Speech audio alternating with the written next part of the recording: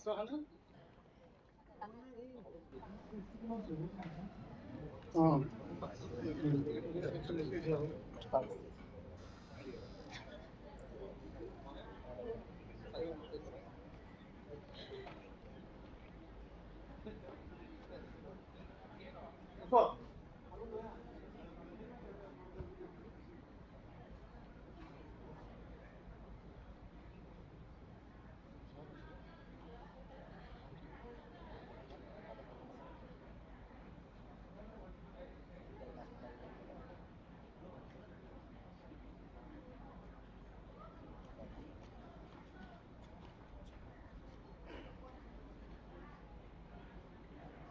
we are going to start our session with Dr. S.K. Das's presentation.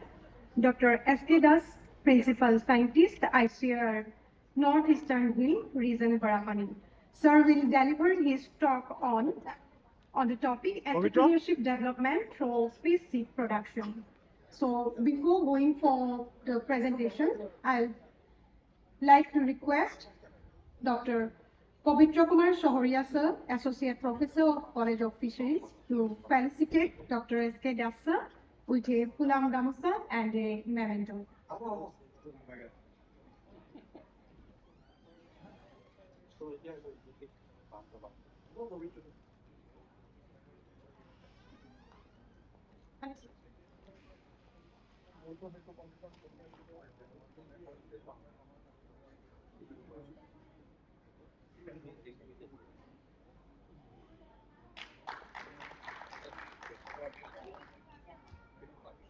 Thank you.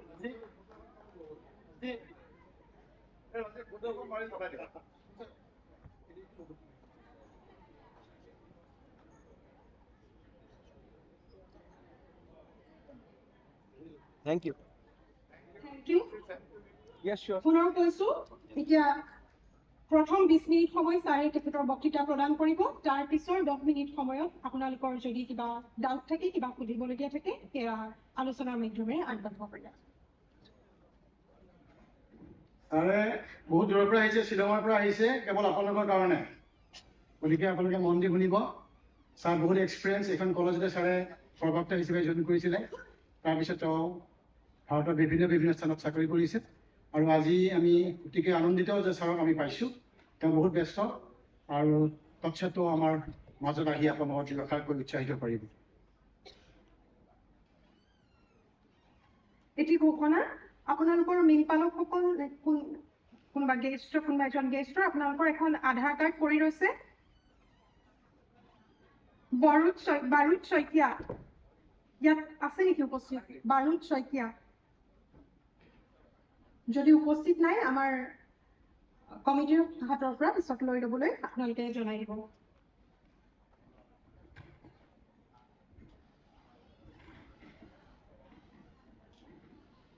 Good afternoon, everyone. মোক এনেকুৱা এটা topic দিলে যিটো topic মই সম্পূৰ্ণ অসমীয়াত হয়তো ক'ব নোৱাৰিম মাজে মাজে মই ইংৰাজীত কম আৰু আপোনাৰ কিবা যদি প্ৰশ্ন থাকে মোক সুধিব পাৰে প্ৰথমতে মই আজি এই বিশাল my event at the Patile at the College of Fisheries there. Pradhan Mantri Matsya Sampad Yojana অন্তৰত মোক নিমন্ত্ৰণ কৰি মাতি আনিলে তাৰ বাবে মই কৃতজ্ঞতা প্ৰকাশ কৰিছোঁ ডিন মহোদয় doctor Ali doctor Sohoria, Pavitra Sohoria and Dr. Ali, they were in touch with me for last 3-4 days and then finally I am here. Despite my own busy schedule. More পুৰণা কলিগ এইখন কলেজতে মই প্ৰথম চাকৰি কৰিছিলোঁ doctor Kalita senior professor বাকীসকল যিসকল মোৰ পুৰণা ছাত্ৰ তেওঁলোক আজি এইখন মহাবিদ্যালয়তে শিক্ষক এটা অধ্যাপক হৈছে ৰাজদ্বীপৰ পৰা আদি কৰি প্ৰদীপ ভূঞা এই ইমান ভাল লাগে এইকাৰণে ইয়ালৈ আহি যে মোৰ নিজৰে মানে ছাত্ৰসকল এতিয়া ইয়াতে শিক্ষাগুৰু হৈছে ইয়াতকৈ আৰু মানে প্ৰাউড মমেণ্ট থাকিব নোৱাৰে এজন শিক্ষকৰ কাৰণে। যি কি নহওক, ভাল লাগিছে আজি পুৰা অডিটৰিয়ামটো মানে প্ৰায় সম্পূৰ্ণ হৈ গৈছে। মোক এনেকুৱা এটা টপিক দিলে যে চিড প্ৰডাকশ্যন। আপোনালোকে সকলোৱে জানে যে মাছৰ উৎপাদন আজি ধুনীয়া ধুনীয়া ভিডিঅ' দেখিলোঁ। স্বামীনেও ক'লে আজি NFDB মানে গোটেই প্ৰগ্ৰাম PMSY প্ৰগ্ৰাম কিভাৱে ভাৰত চৰকাৰে ইমান গুৰুত্ব দিছে। আজি লাষ্ট 8-9 বছৰত 20,000 কোটি টকা মীন মানে সম্প্ৰসাৰণৰ কাৰণে ইমান টকা আগতে হয়তো কেতিয়াও দিয়া নাছিলে। আৰু তাৰ লগতে আজি স্বামীনে ক'লে আৰু 6,000 কোটি টকা দিছে। এইটো অৱশ্যে মই নাজানো, কিন্তু 20,050 কোটি টকাৰ বিষয়ে আমি ICRত গম পাওঁ। মাছৰ উৎপাদন বঢ়াবলৈ হ'লে আজি মই কিমান বছৰ হ'ল মই মানে পাহৰিলোৱে, মাছৰ পোনা উৎপাদন কৰিব লাগিব। আৰু মাছৰ পোনাটো যি টিভাৱে কৰিলেও নহয়। মাছৰ পোনাটো যদি আপোনাৰ ভাল নহয়, তেতিয়াহ'লে আপুনি যিমানে কিবা ধৰণৰ মানে টেকন'লজি ব্যৱহাৰ কৰক, কিন্তু আপোনাৰ মাছৰ উৎপাদনটো নাবাঢ়ে। এই সমস্যাটো মই 1989-90 কিছুমানৰ হয়তো জন্মই হোৱা নাই, মই মাছৰ পোনা উৎপাদনৰ লগত জড়িত হৈছিলোঁ। গোটেই ভাৰতবৰ্ষত আমাৰ এটা প্ৰজেক্ট আছিলে। আগতে আছিলে মানে মাছৰ পোনা উৎপাদন কৰাটো এটা ডাঙৰ এটা মানে পদ্ধতি আছিলে, ডিফিকাল্ট পদ্ধতি, টান, মানে যিয়ে তিয়ে কৰিব নোৱাৰে। পিটুইটাৰী গ্লেণ্ড আনিব লাগিব, মাছৰ যিটো মূৰৰ ভিতৰত থাকে ব্ৰেইনৰ তলত। পিটুইটাৰী গ্লেণ্ড যদি আপোনাক ডুপ্লিকেট দিয়ে, এইটোতে কাম নহ'ব, কাৰণ ভেন্দিৰ গুটি ধৰে। ভেন্দিৰ গুটি জানে নহয়, মানে পিটুইটাৰী গুটিটো এই মানে একে ধৰণৰ। গতিকে বহুতে মানে ঠগায়, পিটুইটাৰী গ্লেণ্ড বুলি ভেন্দিৰ গুটি মিক্স কৰি দিয়ে।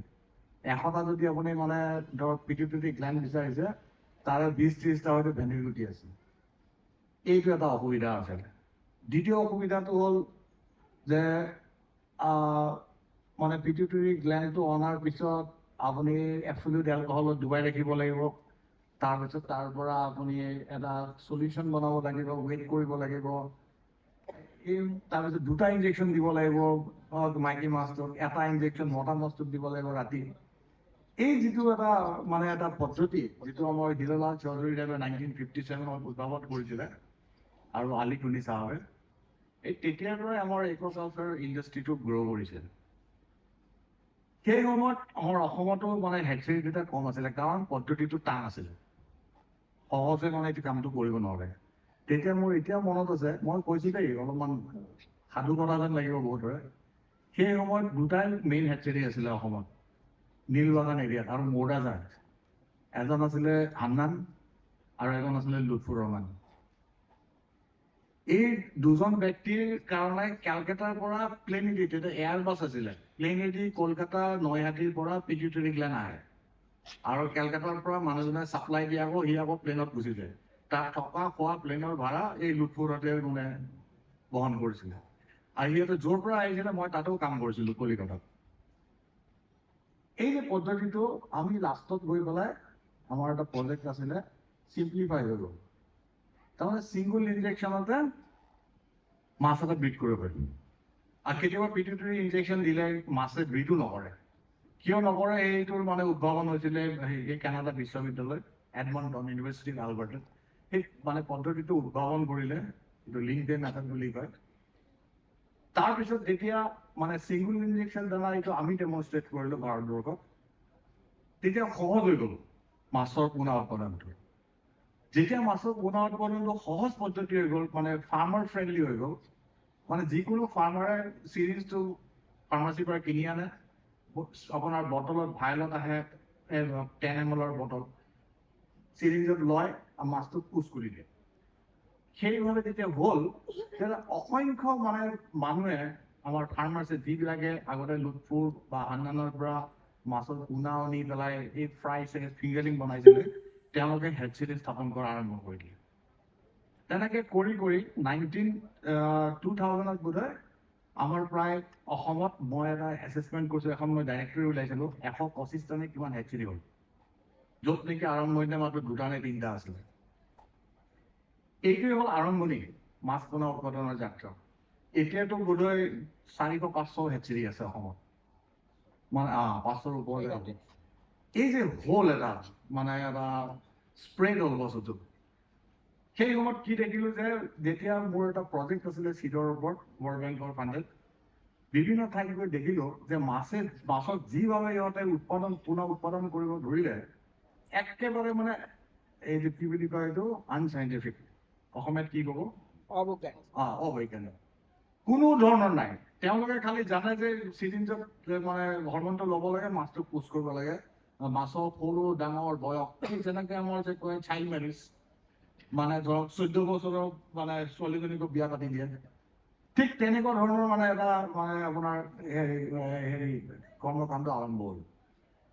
সেই সময়তে তেতিয়া মোৰ মূৰত এটা সোমালে, কাৰণ মই বিভিন্ন জেগাত দেখিলোঁ, চাউথ ইষ্ট এছিয়াতো কাম কৰিলোঁ 2 বছৰ, যে দেখিলোঁ এই ধৰণৰ যদি হৈ থাকে তেতিয়া আমাৰ হয়তো পোনা উৎপাদন যথেষ্ট হ'ব, কিন্তু এই যথেষ্ট পোনা যিবোৰ হ'ব সেইবোৰ গুণগত মানদণ্ডৰ নহ'ব, বাচ্চাবিলাক ভাল নহ'ব।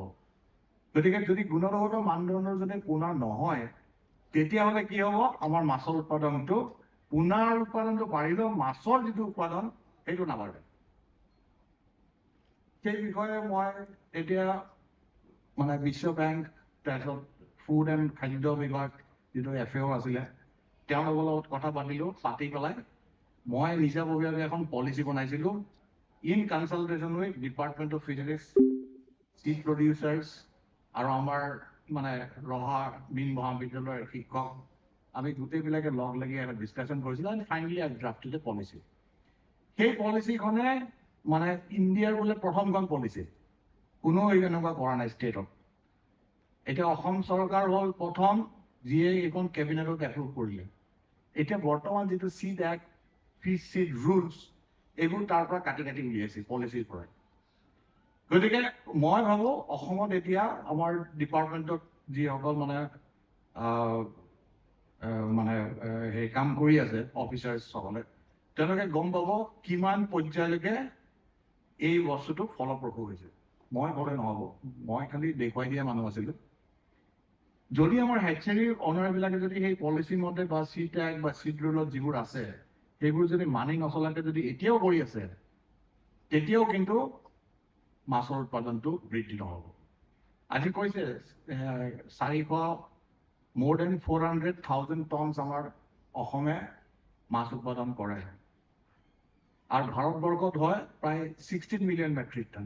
তাৰ 16 মিলিয়ন মেট্ৰিক টনৰ 12 মিলিয়ন মেট্ৰিক টন আমাৰ ইনলেণ্ড এগ্ৰিকালচাৰৰ পৰা আহে। আৰুতো মেৰিনৰ কথা মই নকওঁ, মেৰিনত এতিয়াও মানে বস্তুটো ভালকৈ আগবঢ়া নাই, আৰু সেইটো কাৰণে এই মৎস্য সম্পদ যোজনাত বিভিন্ন ধৰণৰ যোজনা হৈছে, য'ত নেকি এতিয়া আমাৰ মোদী চৰকাৰে, আজি বৰ্তমান চৰকাৰে মানে তেওঁলোকে এতিয়া সাগৰত গুৰুত্ব দি আছে, সাগৰৰ পৰা আমি কেনেকৈ মাছৰ উৎপাদনটো বৃদ্ধি কৰিব পাৰোঁ। কেছ কালচাৰৰ পৰা আদি কৰি বিভিন্ন ধৰণৰ স্কিম NFDB আৰু বা PMSY এই ওপৰত তেওঁলোকে সংযোজন কৰিছে।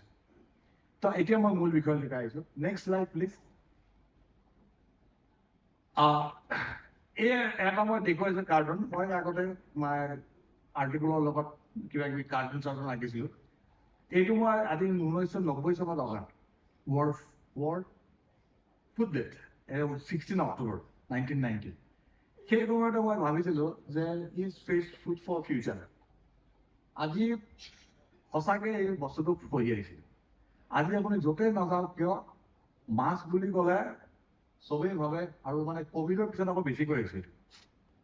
ক'ভিডৰ পিছত মানে খুব বিশেষকৈ মানে বেছি গুৰুত্ব বাঢ়িছে মাছৰ। এতিয়া কিছুমান যিবিলাক ভেজিটেৰিয়ান মানুহ আছিলে, তেওঁলোকে এতিয়া মানে আপোনাৰ মাছ খোৱা আৰম্ভ কৰিছে। কাৰণ মাছত আমি আগতে কৈছিলোঁ যে তাতে ইজিলি ডাইজেষ্টিবল প্ৰটিন থাকে, কিন্তু নট অনলি ইজিলি মানে digestible protein, fish has been regarded as a super food. কাৰণ মাছত এতিয়া ধৰা পৰিছে বিভিন্ন ধৰণৰ vitamins, minerals, omega three fatty acid, what not. গতিকে মাছ খালে মানুহৰ নিউট্ৰিশ্যনটো ঠিক থাকে, বেলেঞ্চ ডায়েট হয়, আৰু সেইটো কাৰণে আজি ৱৰ্ল্ড ফিছেও বিভিন্ন ধৰণৰ প্ৰগ্ৰাম কৰি আছে। যে ডক্টৰে আপোনাক ৰেড মিট খাবলৈ মানা কৰিব পাৰে, কিন্তু কোনো ডক্টৰে নকয় যে আপুনি মাছ নাখাব।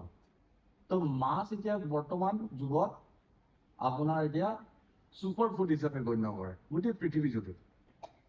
গতিকে সেইকাৰণে কৈছোঁ যে আজি প্ৰায় 30-35 বছৰ লিখা এটা আৰ্টিকেল আজিৰ দিনত এইটো সঁচাকৈ মানে কৈ আছে যে সঁচাকৈ এতিয়া মাছটো আমাৰ ফিউচাৰৰ কাৰণে এতিয়া মানে ফুড হিচাপে মানুহে গণ্য কৰে। সেই সময়ত আমি যেতিয়া পঢ়ি শুনি আহিছিলোঁ সেই সময়ত বিশেষ নাজানিছিলোঁ যে মাছে যে ইমান গুৰুত্ব পাব ইন ইয়াৰ্ছ টু কাম। এতিয়া গুৰুত্বটো ইমান বাঢ়িছে দেখিছে নাই? কিমান 2050 কোটি টকা দিছে ধেমালি এটা ছেক্টৰত। গতিকে গুৰুত্বটো সঁচাকৈ বাঢ়িছে, কাৰণ fish is going to be the future. Next আৰু এটা কথা কৈছোঁ যে আমাৰ এগ্ৰিকালচাৰ ছেক্টৰত, কাৰণ মই এনেকুৱা এটা ইনষ্টিটিউটত কাম কৰোঁ, মই অকল মাছৰ ইনষ্টিটিউটত কাম নকৰোঁ। মোৰ ইনষ্টিটিউটত ইণ্ডিয়ান কাউন্সিল অফ এগ্ৰিকালচাৰ ৰিচাৰ্চৰ আমাৰ NEH হেডকোৱাৰ্টাৰ, আমাৰ এইটো হ'ল NRM ইনষ্টিটিউট বুলি কয়, নেচাৰেল ৰিচোৰ্চ মেনেজমেণ্ট, য'ত নেকি আমাৰ agriculture is one part of it. বাকী আমাৰ এগ্ৰিকালচাৰ আছে, agronomy, horticulture, agriculture engineering, animal husbandry, animal health, biotechnology, মানে গোটেইখিনি মানে এগ্ৰিকালচাৰ যিমানখিনি ইনগ্ৰেডিয়েণ্টছ আছে, মানে আপোনাৰ ছাবজেক্টছ বা ডিচিপ্লিনছ আছে, আমি গোটেইবোৰ ডিচিপ্লিনছে আমাৰ ইয়াতে আছে। আৰু সেইটো কাৰণে আমি এই বছৰৰ পৰা আমি এটা একাডেমিক এটা ছেশ্যন আৰম্ভ কৰিছোঁ IRI লগত, ইণ্ডিয়ান এগ্ৰিকালচাৰ ৰিচাৰ্চ ইনষ্টিটিউট। অহাকালিৰ পৰা এইটো ষ্টাৰ্ট হ'ব, BSc এগ্ৰি। যে এই তাৰে গোটেইবোৰ ভিতৰত মই যিবোৰ দেখিলোঁ যে আপোনাৰ ফ্লৰিকালচাৰ হওক, হৰ্টিকালচাৰ হওক, এগ্ৰিকালচাৰ, ৰাইচ কাল্টিভেশ্যন হওক, aquaculture is the fastest growing sector among all. ইমান গ্ৰ'থ হৈছে একুৱাকালচাৰ। এই যে আজি আপোনালোকক মাতি আনি ইয়াতে বহুৱাইছে, দুটা কথা মানে আপোনালোকক শিকাবৰ কাৰণে চেষ্টা কৰিছে, এইটো এটা মানে কি হ'ল, এটা মানে চৰকাৰৰ ফালৰ পৰা এটা effort, given effort to make you people aware. Next business planning, aquaculture industry. কাৰণ এণ্টাৰপ্ৰিনাৰশ্বিপ যেতিয়া আপুনি কৰিব, দুই এটা কথা মই আপোনাক কৈছোঁ, আপুনি যেতিয়ালৈকে এটা বিজনেছ প্লেনিং নকৰে তেতিয়ালৈকে আপোনাৰ একুৱাকালচাৰ ইণ্ডাষ্ট্ৰী কেতিয়াও ছাকচেছফুল হ'ব নোৱাৰে। এটা মই সৰু উদাহৰণ দিছোঁ, ইয়াতে এখন শিলপুখুৰী বুলি জেগা আছে নগাঁৱত, জানেনে? কোনোবাই জানে নেকি শিলপুখুৰী? শিলপুখুৰীত আগতে এটাও হেচেৰী নাছিলে, খালি নাৰ্চাৰ আছিলে।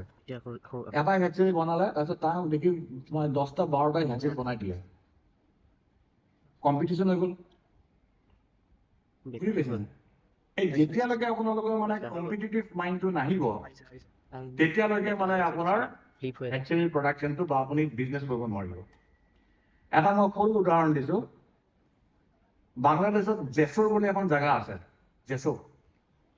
তালৈ মই গৈছিলোঁ, প্ৰায় 10-15 দিন আছিলোঁ। জেছুৰত মই যেতিয়া গৈছিলোঁ, তেতিয়া তাত 65টা কাৰ্ভ হেচেৰী আছিলে। আৰু কাৰ্ভ হেচেৰীবিলাক একৰকম নহয়, বিভিন্ন ধৰণৰ কাৰ্ভ হেচেৰী আছিলে, মডেলবিলাক বেলেগ। কোনোবাই তোমাৰ হাংগেৰীৰ পৰা আহি এটা মডেল বনাই দিলে, আমেৰিকান এটা আহি বনাই দিলে, চাউথ ইষ্ট এছিয়ান চাইনিজ এটা আহি বনাই দিলে, বিভিন্ন ধৰণৰ মডেলৰ হেচেৰী আছে। তাতে সাংঘাতিক কম্পিটিশ্যন আৰম্ভ হৈ গ'ল। 65 হেচেৰী যদি কাঠ প্ৰডাকশ্যন কৰে আৰু জেগাটো হ'ল তেনেকুৱা, তাৰপিছত দেখিলোঁ যে 2-এজনে নাই। এতিয়া কি কৰে সিহঁতে? ফ্ৰেছ ৱাটাৰ গ্ৰহণ কৰে। তাৰমানে ডাইভাৰ্চিফাই। তুমি যদি কাঠ কৰি আছা, ইউ কাঠ কৰি আছে, সিও কাঠ কৰি আছে, ময়ো যদি কাঠ কৰোঁ, মই কাৰ লগত কম্পিট কৰি আছোঁ? সেইকেইটাৰ লগত।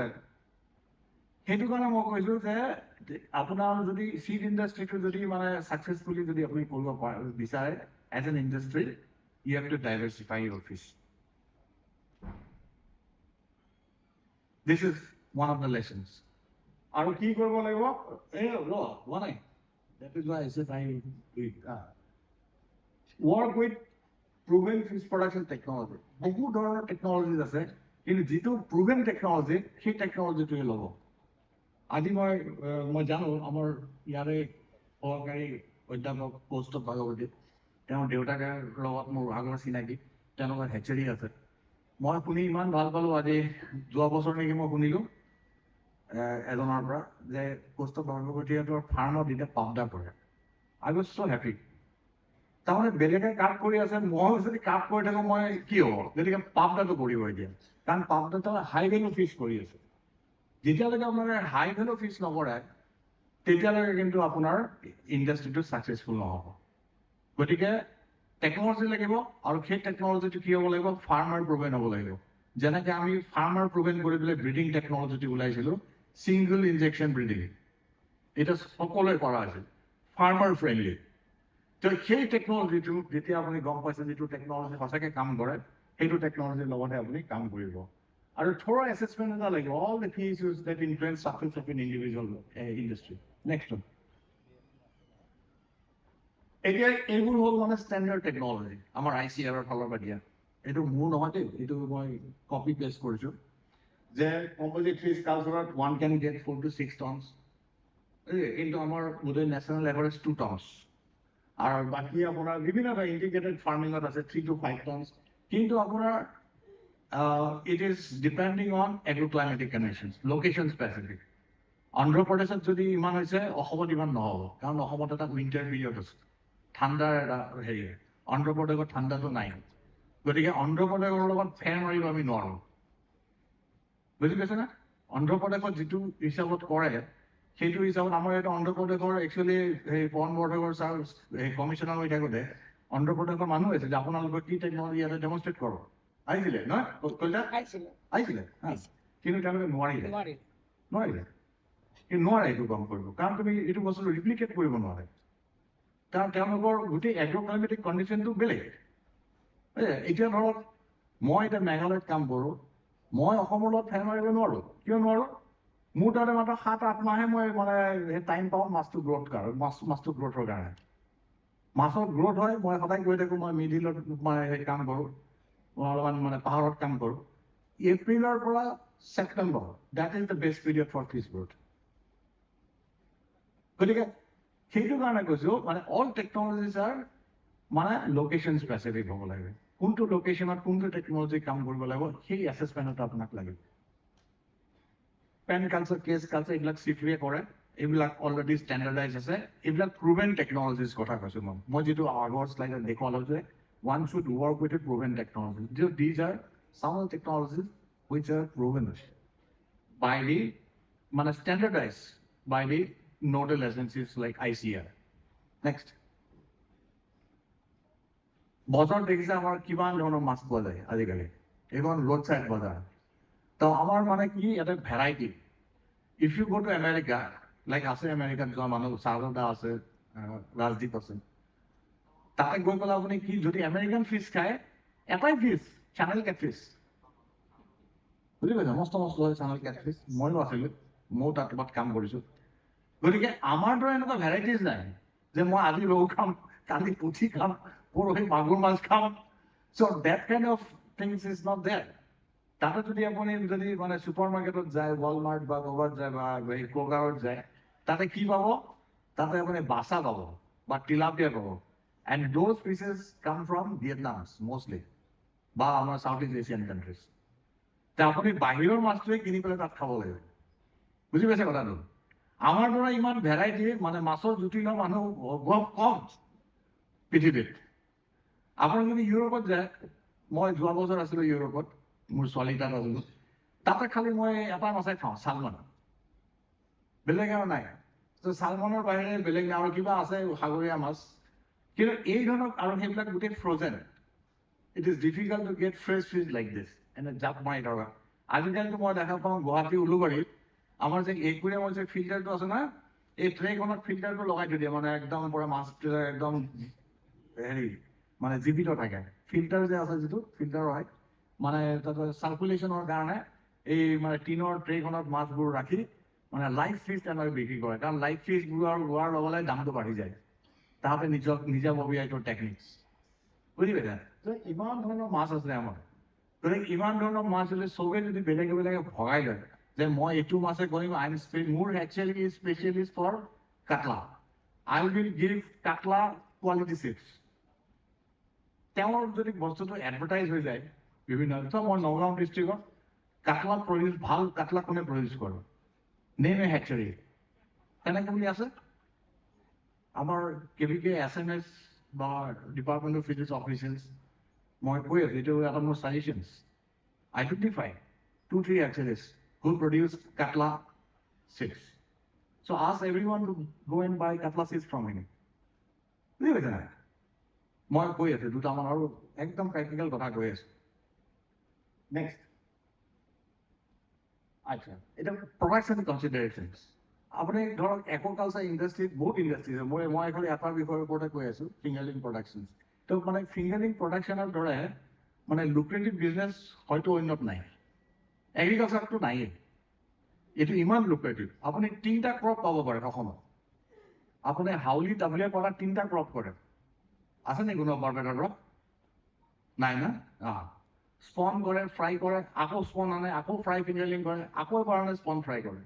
আৰে 3টা ক্ৰপ পালে আৰু কি লাগে আপোনাক বছৰটোত? তাৰপিছত আকৌতো আপুনি মাৰ্কেট ফিজটো কৰিবই। বুজি পাইছে নাই? গতিকে এই যিটো আপোনাৰ fingering production less than 10 centimetre মোৰ ছাসেপ্টেবল টু ডিজিজ এণ্ড প্ৰিডেশ্যনছ। তে আপুনি এই 10 চেণ্টিমিটাৰ দৈৰ্ঘ্যৰ ফিংগাৰিংটো বা এডভান্স ফিংগাৰিংটো কেনেকৈ বনাব? That should be your target. কিবা আছে ধৰি? 10 centimeter, 8 to 10 centimeter লাগে। তো 8 to 10 centimeter ফিংগাৰিং যদি আপোনালোকে কৰিব পাৰে, আজি কৰি আছে মানে ঢোল বজাই আছে বহুত চৰকাৰে, ত্ৰিপুৰাই কৰে, অসমে কৰে। আমি ইমান চিড প্ৰডাকশ্যন কৰিলোঁ, কিন্তু এতিয়াওতো মাছ মুৰ্ছিদাবাদৰ পৰা আহে। মইতো গুৱাহাটীৰ মানুহ, মই উইকেণ্ডত ঘৰলৈ আহোঁ, দেওবাৰে মই মাছৰ মাৰ্কেটত যাওঁ। কিছুমান এনেকুৱা মাছ আহে আপুনি ভাবিলে মই পাগল হৈ যাওঁ। প্ৰন আহে, পাবদা আহে, মানে যেন কিবা ফৰ্মেলিন দি আহিছে বা কি দি আহিছে ক'ব নোৱাৰো এইবিলাক। আৰু আজিকালি শ'লমৰা বুলি এখন জেগা আছে নলবাৰী ডিষ্ট্ৰিক্টত। কিছুমান মাছ আনি পেলাই ইয়াৰে পুখুৰীত থৈ যায়, আৰু তাৰ পৰা ৱেষ্ট বেংগল বা বিহাৰৰ পৰা আহি আকৌ সেইবোৰ মাছ অসমৰ বুলি লৈ আহে। এই এখন মানে মই ৱৰ্ল্ড বেংকৰ মিটিং এখনত মোক মাতিছিলে মোক চিডৰ ওপৰত ক'বলৈ মাতিছিলে, কোৱালিটি ফিছৰ চিডৰ ওপৰত। তাতে বহুত মানে ফাৰ্মাৰ্ছ সেইটো ফালৰ পৰা আহিছিলে। মই যিমান প্ৰডাকশ্যন হৈছে নেহৰিছা, তাতে হলমাৰ্ক কিছুমান মানে মাছ বোলে আহি তাত ষ্টক কৰে, ষ্টক কৰি তাৰ পৰা মাছটো আকৌ উলিয়াই আহে। সেইকাৰণে মানে আপুনি any time you go' you always have fish in the market today. আগতে তেনেকুৱা নাছিলে, বুজি পাইছে? কাৰণ সিহঁতৰ মানুহবিলাকে ইমান মাছ নাখায়। বিহাৰৰ মানুহটো চাটুগুৰি খাই থাকিব, বাৰু ৱেষ্ট বেংগলৰ মানুহবিলাকৰতো খাদ্যভাসটো অলপ বেলেগ। সিহঁতে ইলিচ দেখিলে পাগল হয়, বাকী মাছ দেখিলে মুড়িগণ্ড মানে কাটলা মাছ। গতিকে বাকী চব মাছ সিহঁতে খাব দিগদাৰি পায়, তাৰপৰা টেষ্টটো অলপ বেলেগ। গতিকে যিবোৰ মাছ সিহঁতে ভাল নাপায় বা নাখায় সেইটো আমালৈ ইয়ালৈ পঠিয়াই দিয়ে। বুজিছে? আমাৰতো ইয়াত মানে যিকোনো মাছ হ'লে হ'ল, আমাৰ ইয়াততো যিকোনো মাছ এটা হ'লে হ'ল। মইতো মানে হেৰি হৈ গৈছে, মই যেতিয়া হিলত যাওঁ ইমান ধুনীয়া ধুনীয়া অৰ্নামেণ্টেল ফিছবিলাক মোক খাব দিছে। এই মণিপুৰৰ একদম মই পাহাৰৰ ওপৰত গৈছিলোঁ, এই তোমাৰ চিষ্টুৰা, তাৰপিছত তোমাৰ কি বুলি কয় এইবিলাক বটিয়া, সৰু সৰু মাছবিলাক মোক যেতিয়া খাবলৈ দিছে, ভাজি আনি দিছে, ইমান মনটো বেয়া লাগিছে। এইসোপাক মাৰিছে, এইবিলাক খালে। আমাৰ ইণ্ডিজিনাছ ফিছ ক'ত থাকিব? মাৰি কাটি চব শেষ। এই ধৰণৰ মই কথা কৈছোঁ। গতিকে আমি চিন্তা কৰিব লাগিব, যিকোনো হেচেৰী যি চিড প্ৰডাকশ্যন এটা বিজনেছ কৰিব বিচাৰিছে, এণ্টাৰপ্ৰাইজ কৰিব বিচাৰিছে, he should be able to produce 8 to 10 centimeter long fingering. That should be the target. Next. In aquaculture, seed is the king. এই চিনেমা এখন আছিলে সিং ইজ কিং, তাৰ পৰা মই এইটো লৈছোঁ, মই আঁকিছিলোঁ ছবিটো। তোমাৰ যদি চিডটো যদি ভাল নহয়, তোমাৰ একো কাম নাই। কিয় কাম নাই মই পৰৱৰ্তী পৰ্যায়ত দেখাই আছো। নেক্সট, বিভিন্ন প্ৰাইমেৰী এণ্টাৰপ্ৰাইজৰ ভিতৰত ফিংগাৰিং প্ৰডাকশ্যনটো মই অলৰেডি কৈছোঁ, মই আকৌ ৰিপিট নকৰোঁ। নেক্সট ওৱান মানে আদাৰ কমাৰ্চিয়েল ফিছ পাম। আচ্ছা, এইটো হ'ল আমাৰ fish seed marketing channel. Marketing চেনেলটো চাব দেই। এজনে হেচেৰী প্ৰডাকশ্যন কৰে, এইটো কিবা হ'লচেল ফিছ মাৰ্কেটত যায়। হ'লচেল ফিছ চিড মাৰ্কেট আজিলৈকে নহ'ল। মই আজি 20 বছৰ আগতে গভৰ্ণমেণ্টক এইটো উপদেশ দিছিলোঁ যে আপোনালোকে চিড মাৰ্কেট বনাওক। কিমান টকা পইচা আহিল, ৱৰ্ল্ড বেংক আহিলে, ECP আহিল, আপাৰ্ট আহিলে, ক'ব নোৱাৰোঁ। চিড মাৰ্কেট আছেনে ক'ৰবাত? নীল বজাৰৰ বাহিৰে ক'তো নাই কিজানি, কি নীলাম বজাৰ কৰিমগঞ্জত যি আছে। কৰিমগঞ্জ হ'ল এখন হ'লচেল ফিছ চিড মাৰ্কেট, এখন কৰিমগঞ্জত। আমি ইয়াতে থাকোঁতে, অসমত থাকোঁতে কৈছিলোঁ নগাঁৱতে আপোনালোকে এখন কৰক, ধুনীয়াকৈ এখন চিড মাৰ্কেট কৰক, য'ত নেকি যেনেকৈ শ্বপিং চেণ্টাৰ আপুনি যাব মাছটো চাব কোৱালিটি ঠিকে আছে নাই তাৰপিছত আপুনি মাছটো ল'ব সেই ধৰণৰ চিষ্টেমটো এতিয়ালৈকে অহা নাই আজি 20 বছৰ পাৰ হৈ গ'ল সেইবিলাক ছাজেশ্যন দিয়ে এতিয়ালৈকে কিন্তু কৰা হোৱা নাই যেন লাগে মোৰ বুজিছে নেকি নাই ন মই দেখা নাই কিন্তু তাৰপিছত মই ছবি তবি আঁকিও ধুনীয়াকৈ দিছিলোঁ কেনেকৈ কৰিব পাৰি চিট মাৰ্কেট চ' এই বস্তুবিলাক এতিয়াও ৰখি আছে ঠিক আছে তো সেইকাৰণে মই কৈছোঁ যে চিট মাৰ্কেট যদি এখন হয় তেতিয়া কম্পিটিশ্যনটো বাঢ়িব কম্পিটিশ্যন বাঢ়িলেহে মানে হেৰি গুণগত মানদণ্ডটো বাঢ়িব বুজি পাইছে নাই এটা সৰু উদাহৰণ দিছোঁ এবাৰ যোৱা বছৰ নে আগৰ বছৰ মোক ইয়াৰ অসম গভৰ্ণমেণ্টৰ পৰা এখন মোক চিঠি দিলে মানে কমিশ্যনৰ পৰা কৈছে যে ৰহা ফিচাৰিজ কলেজৰ আমি চিটটো বঢ়াম নাম্বাৰ অফ চিট কিমান বহুত বঢ়াম বুলি কৈছিলে তাৰপিছত মই এখন ডাঙৰ চিঠি লিখি দিলে মই কৈছিলোঁ কোনো পধ্যেই এইটো হ'ব নালাগে যিটো আছে তাতকৈ 2-3টা বঢ়াব পাৰে তাতকৈ বেছি বঢ়াব নোৱাৰে কিয় মই ক'লোঁ মই এইকাৰণে ক'লোঁ যে ইয়াতে যদি চিটটো বাঢ়ি যায় আনএমপ্লয়মেণ্ট বেছি হৈ যাব বুজি পাইছে নাই এতিয়া আমাৰ ফিচাৰিজ পঢ়া ল'ৰা ছোৱালীৰ মাজত সাংঘাতিক কম্পিটিশ্যন কাৰণ ইয়াৰ পৰা ওলালে চাকৰি পায় সিদিনাখন মই কাৰোবাক লগ পালোঁ জাষ্ট পাছ কৰিছে এই বছৰ পাছ কৰিছে ফিচাৰী ডেভেলপমেণ্ট অফিচাৰ ইমিডিয়েটলি এই যে এটা যে মানে এই যে কম্পিটিটিভ এটা হেৰি থাকিব তাৰমানে সেইকাৰণে হয়তো এইখন কলেজে ভাল ষ্টুডেণ্ট এট্ৰেক্ট কৰিব পাৰিছে যেতিয়া বেছি হৈ যাব ষ্টুডেণ্টছৰ নাম্বাৰ অফ ষ্টুডেণ্টছ তেতিয়া কম্পিটিশ্যনটো কমি যাব না গতিকে গুণগত মানদণ্ডটো তাতে বেয়া হ'ব সেইকাৰণে কৈছোঁ small group teaching is good বেছি ষ্টুডেণ্ট ল'ব নালাগে যিকেইটা ষ্টুডেণ্ট তেওঁলোকে ভালকৈ পঢ়াই শুনাই স্কিল কৰি পেলাওক they have to be skill যদি স্কিল হ'লেহে আমাৰ ছেক্টৰটো আগবাঢ়ি যাব এইবিলাক হ'ল ট্ৰান্সপৰ্টেশ্যনৰ কথা মই এইকাৰণে কৈছোঁ কোনোবা এজনে হয়তো চিট প্ৰডাকশ্যন নকৰে তেওঁ ট্ৰান্সপৰ্টেশ্যনৰ এটা দায়িত্ব ল'ব পাৰে আৰু ট্ৰান্সপৰ্টেশ্যন আজিকালি বহুত মডাৰ্ণ ট্ৰান্সপৰ্টেশ্যন চিষ্টেমছ আছে বুজি পাইছে নাই আপোনাৰ ধৰক মহিন্দ্ৰ মানে হেৰিত পিছফালে পূৰা এয়াৰটৰ লগাই মানে ৱাটাৰ চাৰ্কুলেশ্যনছ কৰি মানে বিভিন্ন গতিকে ট্ৰান্সপৰ্টেশ্যনৰ এটা আপোনাৰ বিজনেছ চিট ট্ৰান্সপৰ্টেশ্যন ফেচিলিটিছ এই ধৰণৰ যিটো মানে ট্ৰেডিশ্যনেল চিষ্টেম আছে সেইবিলাকৰ উপৰিও এতিয়া নতুন চিষ্টেম আছে ওলাইছে চিট ট্ৰান্সপৰ্টেশ্যনৰ কাৰণে সেইটোৰ এটা ব্যৱসায় হ'ব পাৰে এণ্টাৰপ্ৰাইজ এটা হ'ব পাৰে যে I am a fish seed transporter I am not a seed producer but I am a fish seed transporter তোমাৰ মোবাইল নাম্বাৰ থাকিব হোৱাটছএপ গ্ৰুপ থাকিব তাৰপিছত তোমাৰ এটা হেৰি থাকিব আপোনাৰ কি বুলি কয়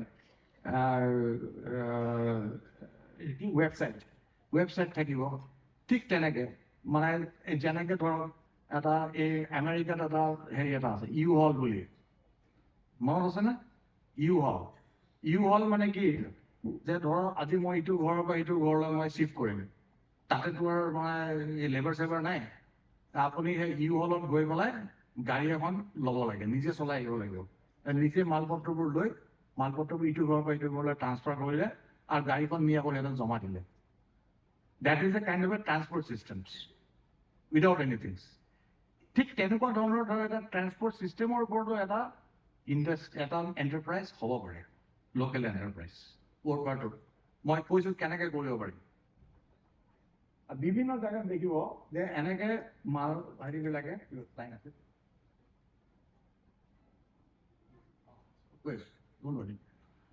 আৰু এই এনেকুৱা কিছুমানে কি কৰে আকৌ কিলো হিচাপে চিটটো বিক্ৰী কৰে কিলো হিচাপে চিটটো কেতিয়াও ল'ব নালাগে কৈছোঁ ছাৰ মোক কিমান 1 কিলো মাছ লাগিব নে চিট লাগিব নে কিমান লাগিব তাই এইবিলাক যিবিলাক মানে ভুল কাম হৈ আছে এইবোৰ বন্ধ হ'ব লাগে একচুৱেলি মাছৰ পুখুৰীত মানে যেতিয়া আপুনি কালচাৰ কৰিব there are stock as numbers not as KG কিন্তু যদি গ্ৰুপ ফিজ হয় ইন টাৰ্মছ অফ কেজি এই সৰু বাচ্চাবিলাক সদায় ইন টাৰ্মছ অফ নাম্বাৰ্ছ আছে নেক্সট অলপ সোনকালে যাব three fundamental concerns in this who will buy the products how will you produce for the this product and will revenue adequately exceed the cost so এই এক্সপেক্টেশ্যনটো এটা লাগিব যে মই ক'ত বিক্ৰী কৰিম কি কৰিম এই বিজনেছ প্লেন এটা লাগিব নেক্সট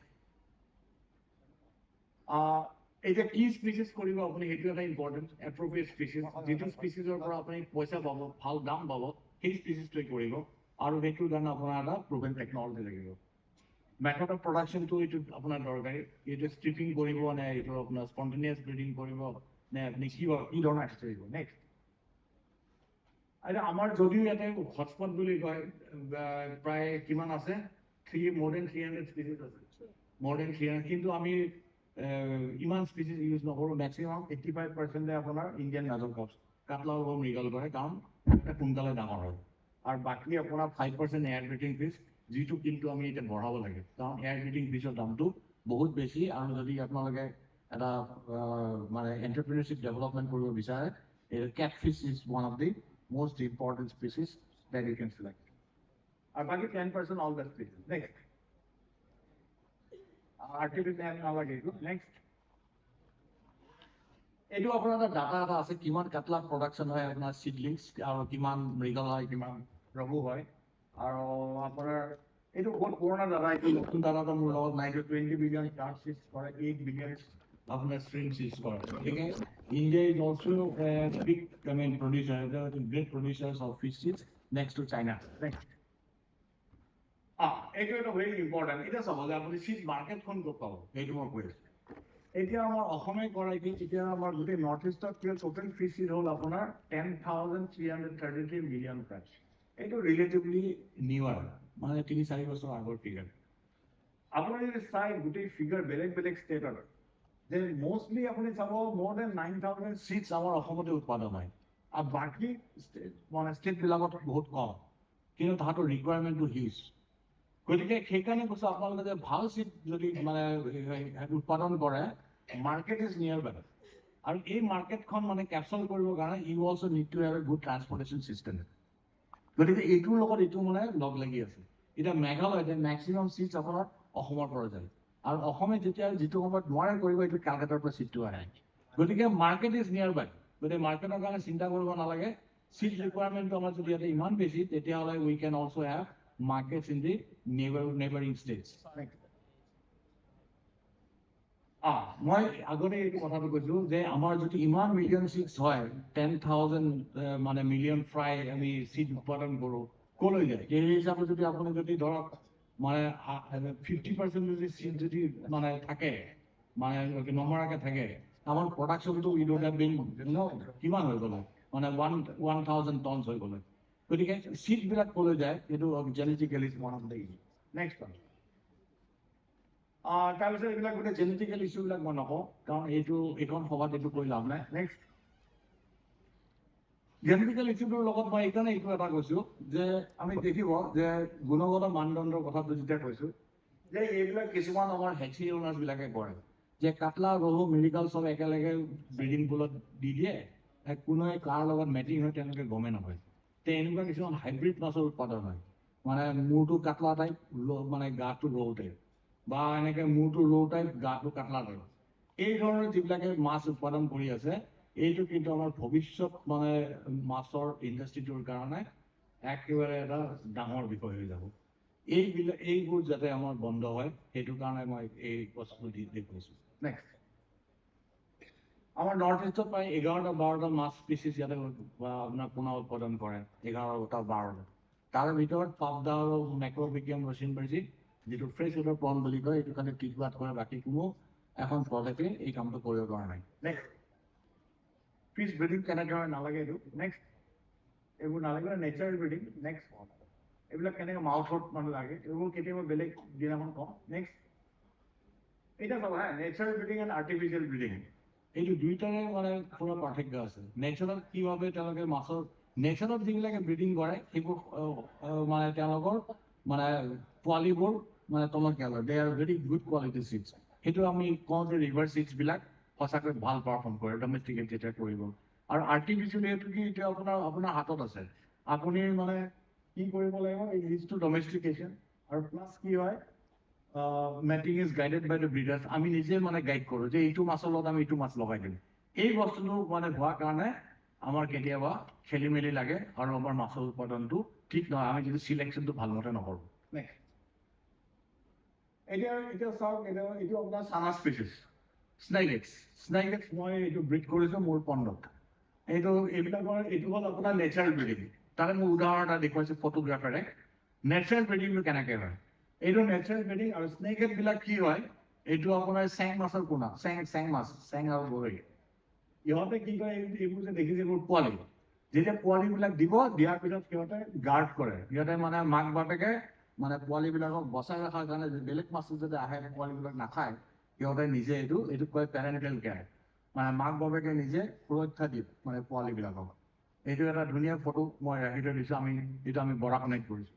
নেক্সট, এইবিলাক দেখিছে, এইবিলাক হ'ল পোৱালি।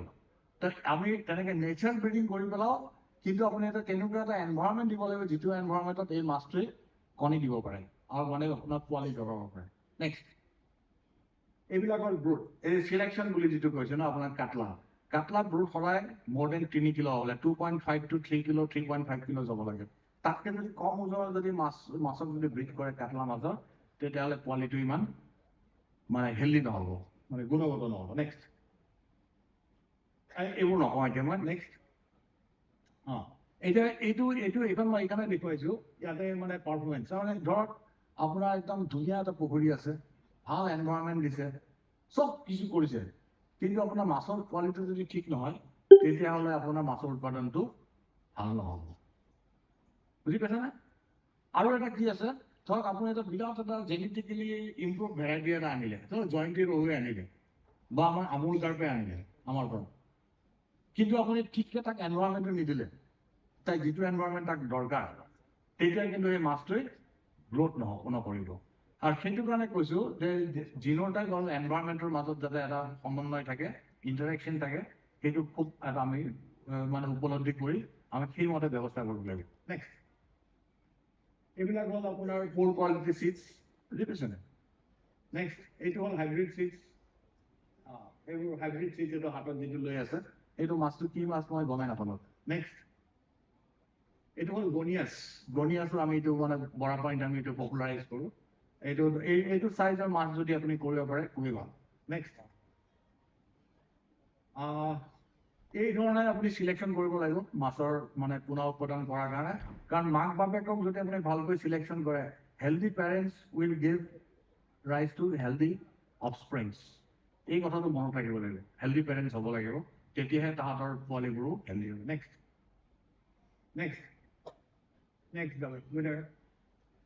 মই দুজনমান ফটো দেখাম আৰু। নেক্সট, এইবোৰ নালাগে, এই এটা মই দেখুৱাইছোঁ, এই যে হেচৰিবিলাক যে আমাৰ চুইমিং পুলৰ দৰে, এইবিলাকৰ একেবাৰে দৰকাৰ নাই। ইমান ডাঙৰ ডাঙৰ হেচৰি আমাৰ দৰকাৰ নাই, কাৰণ এইবোৰ হেচৰিত এটা চলাবৰ কাৰণে ইকনমিকেলি যদি বেনিফিটেড হয়, তেতিয়াহ'লে আপোনাক কি লাগিব, প্ৰায় 60-70 কিলো মাছ লাগিব, আৰু একেটা প্ৰজাতি লাগিব। আৰু ইমান প্ৰজাতিৰ মাছ একেলগে এবাৰতে তেতিয়াহ'লে আপোনাৰ শেষ হৈ যাব, হেচৰিটো নচলিব। বুজি পাইছে নাই?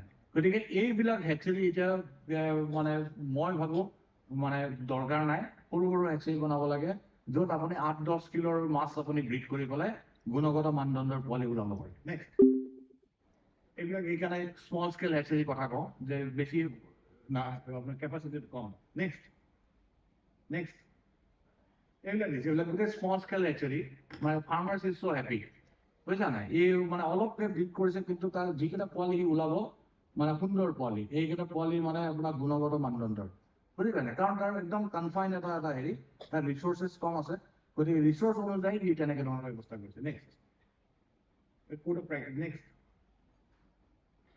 এই এটা উপায় আছে, কাৰণ আমাৰ নাৰ্ছিঙত বহুতখিনি মাছ মৰি যায়, কাৰণ কিছুমানে কয় বেঙে খায়, কিছুমানে কয় সাপে খায়, কিছুমানে কয় ইনচেক্টে খায়, বহুত পোৱালি মৰি যায়। এইটো এটা ব্যৱস্থা আমি একচুৱেলি গাৰৱেজত কৰিছিলোঁ, মানে পন বেছ কেছ ফাৰ্মিং, তাতে আমি ফ্ৰাইটো দিওঁ, ফিংগাৰিং কৰোঁ। এইটোত মানে কি এটা প্ৰটেকশ্যন পায় মাছৰ পোৱালিবিলাকে, সিহঁতে বেং আৰু সাপে খাব নোৱাৰে। গতিকে ইয়াতে যদি আপুনি 100টা যদি ফ্ৰাই দিছে, এটলিষ্ট 80টা ফিংগাৰিং ওলাই আহিব। গতিকে এই ধৰণৰ আপোনালোকে পণ্ডত কৰিব পাৰে, এনেকুৱা মানে বাংলাদেশতো কৰে। নেক্সট, এই ধৰণৰ মানে আপোনাৰ ছিষ্টেম লাগিব, আজিকালি মডাৰ্ণ ছিষ্টেমবিলাক। নেক্সট, এইবিলাক গোটেই মডাৰ্ণ ছিষ্টেমছ আমাৰ ইয়াতো ডেভেলপ কৰিব লাগিব, এণ্টাৰপ্ৰাইজেছ ডেভেলপ কৰিব। নেক্সট, ফিড এটা বিৰাট ইম্পৰ্টেণ্ট থিং, ফিড লাগিব আপোনাক, এই ধৰণৰ ভাল পণ্ড মেনেজমেণ্ট লাগিব, যাতে আপোনাৰ মাছৰ পুখুৰীবিলাক ঠিক কৰে। নেক্সট, এইবিলাক হ'ল এইবিলাক দেখিছে না সৰু সৰু হেচেৰী এইবিলাক হেচেৰী দি পেলাই আপোনালোকে গুণগত মানদণ্ডৰ মাছ উৎপাদন কৰিব পাৰে নেক্সট এইটোৰ ওপৰত আপোনালোকে গুৰুত্ব দিব লাগে এয়াৰ ব্ৰিডিং ফিছ যিটো মই কৈ আছো আৰু এইটোৰ কাৰণে এই ধৰণৰ মডাৰ্ণ হেচেৰী লাগিব মই মানে কাৰ্ভ হেচেৰীৰ দ্বাৰা এইটো কাম সম্ভৱ নহয় নেক্সট এইটো মাগুৰ কাৰণে সৰু সৰু এইবিলাক মানে ট্ৰফ কৰিব পাৰে নেক্সট স্পিচিছ কি কৰিব যদি আপোনালোকে ৱাই ষ্ট্ৰেইন যদি আপোনালোকে টিলাপিয়া পায় this you can try next give tilapia you can try কিন্তু in a confined environment next এইটো Amur carp we have already introduce in the whole of North East from ICR পৰা আপুনি next এইটো পেংবা এইটো হ'ল Manipuri fish Manipuri ফিছৰ মাৰ্কেটটো খুব ভাল ইট কষ্ট 800 to 1000 rupees per kilo in Manipur যদি কোনোবাই যদি ভাবে যে মই অকল পেংবা ব্ৰিড কৰিম পেংবা চিডটো মণিপুৰত বেচিম that also you can do যদি কোনোবাই ভাবে যে মই পেংবা ফিছটো মই ইয়াতে কালচাৰ কৰিলে মই মণিপুৰত বিক্ৰী কৰিম সেইটোও কৰিব পাৰে these are some of the I mean ways I am just telling you some probable ways. আৰু পেংবাৰ সেইটো একেবাৰে ইজি বেডিক টেকনলজি নেক্সট এইটো মানে পেংবাৰ এইটো ল' কষ্ট টেকনলজি মানে হেচেৰী নোহোৱাকৈ কৰিছোঁ জাষ্ট হেচেৰী নোহোৱা নেক্সট এইবিলাক আমি গোটেই ডিষ্ট্ৰিবিউট কৰিছোঁ ইন্ট্ৰডাকশ্যন অফ পেংবা ইন মেঘালয় ত' মণিপুৰী ফিছটোত মেঘালয়ত মানে স্থান পালে নেক্সট তাৰপিছত এইবোৰ আছে নতুন নতুন ফিছ অ'কে লেভিঅ' পাংগুচিয়া চাগনিয়া নেক্সট মোৱাটো অলৰেডি কোনোবাই ব্ৰিড কৰা বুলি কৈছে অসমত কিন্তু মোৱাটো এনেই এইটো অটো ষ্টকিঙে হয় you don't need to breed in fact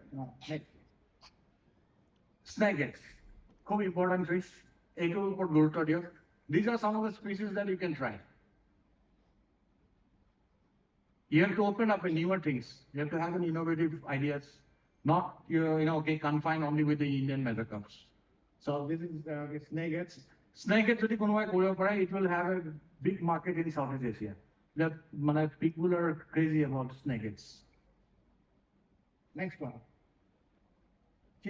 চিতল আমাৰ ইয়াতে কোনোবাই কৰা বুলি আমি কৰিছিলোঁ কিন্তু মানে কমাৰ্চিয়েলি এতিয়া হোৱা নাই okay some of the technologies have not penetrated into the farmers fields they are still in the laboratory so it should go out of the laboratory now next Ali mistress that is also one fish that is on the trade it also has got a very good market demand so one can try with this fish next okay this is a different chana stewardship you breed kora pare chana stewardship no issue you can breed it next trout in Sikkim this is another avenue in trout itself in Sikkim while some farmers they earn about 30-40 lakhs in a year just by producing seedlings of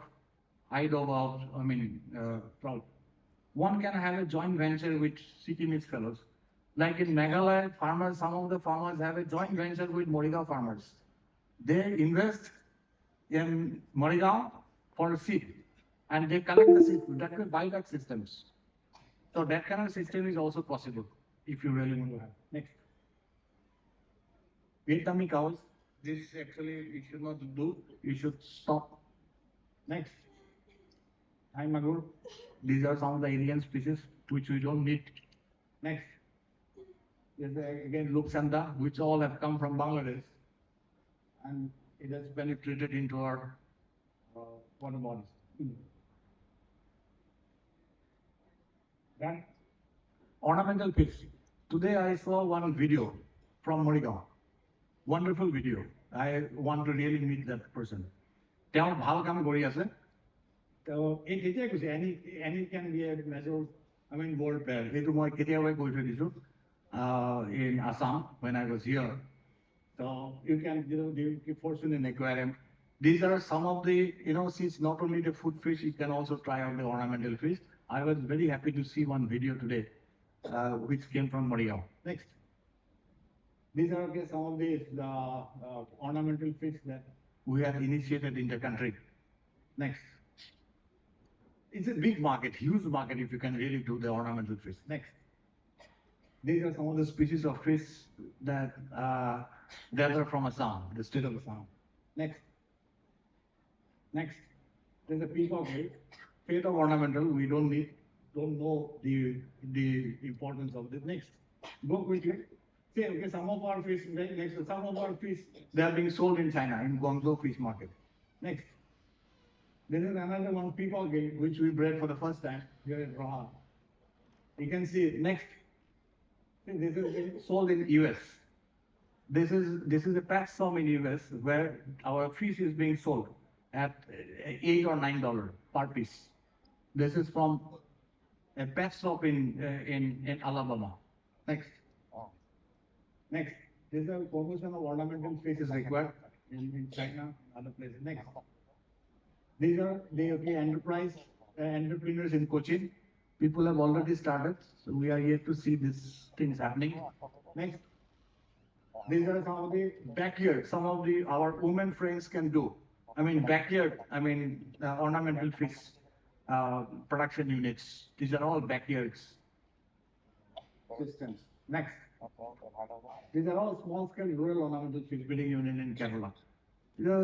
Kerala has really taken up this as a, cottage industry. Next one. This is in my place at Barapani. We also do it in our own institutes at Barapani. So we have the polyhouse systems because during winter, because the temperature is very cold, so we do it under the polyhouse systems. Next. These are some of the systems. Okay, next. These are some of the ornamental fish that we can do. We sell it also. Next. Conclusion, seed being the basic input, the highest priority is the brood stocks management. Next. Thank you. The 60% of the fruit. You please show me, show them the modern hatchery video. So the brood stock management is very important. Let's open the folder. How does a modern hatchery look like? I'll show.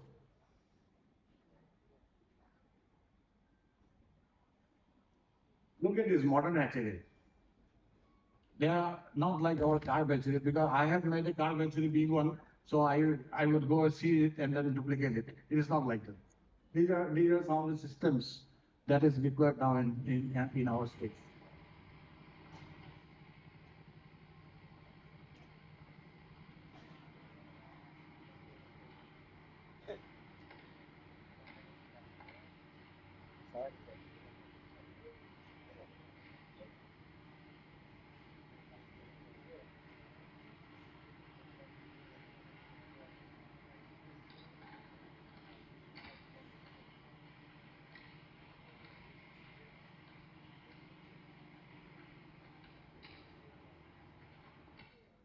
Next you show the seed rearing, small one.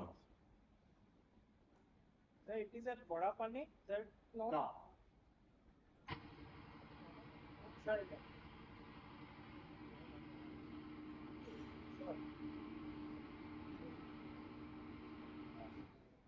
Thank you.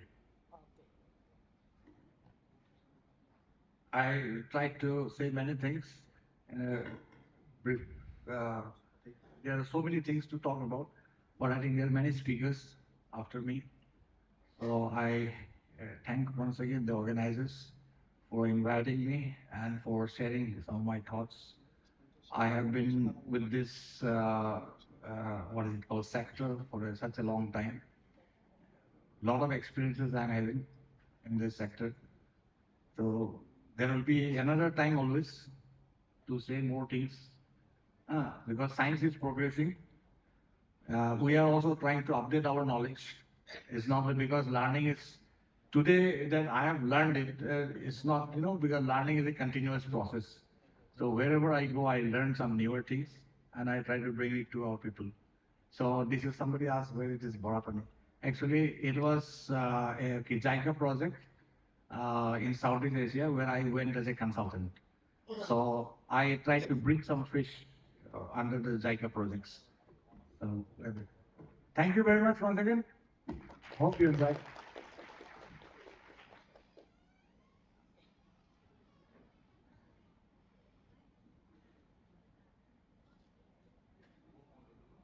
Thank you very much, sir.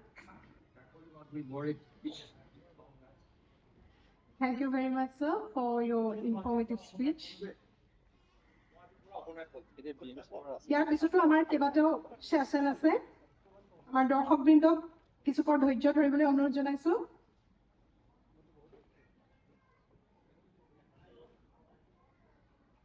Before proceeding to our next topic, we would like to invite to the dais Mr. Abu Shamin Ahmed, FDO, Department of Fisheries, Assam. And I would like to request Dr. Pavitra Kumar Shaharia sir to felicitate Mr. Ahmed with a Fulam Gamusa and a memento.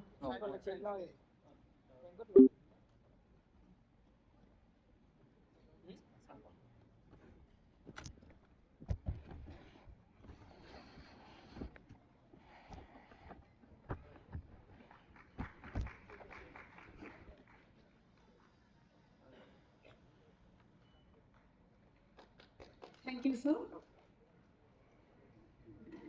Next, I would like to request Mr. Tanuranjan Datta, Branch Manager, SBI Raha. I request the sir to deliver his lecture on the topic KCC schemes in fisheries. Before going for the talk, I request again Dr. Pavitra Kumar Shaharia sir to felicitate Mr. Tanuranjan Datta with a Fulam Gamusa and a memento.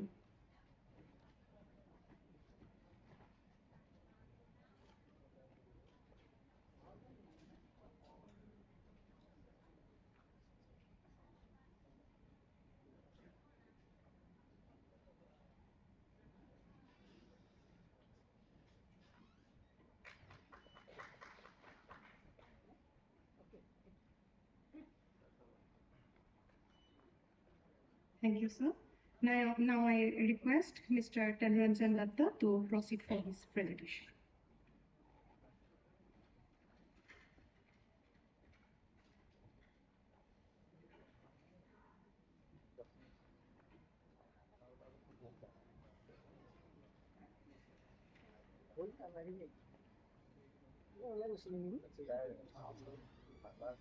Good afternoon, everyone present here.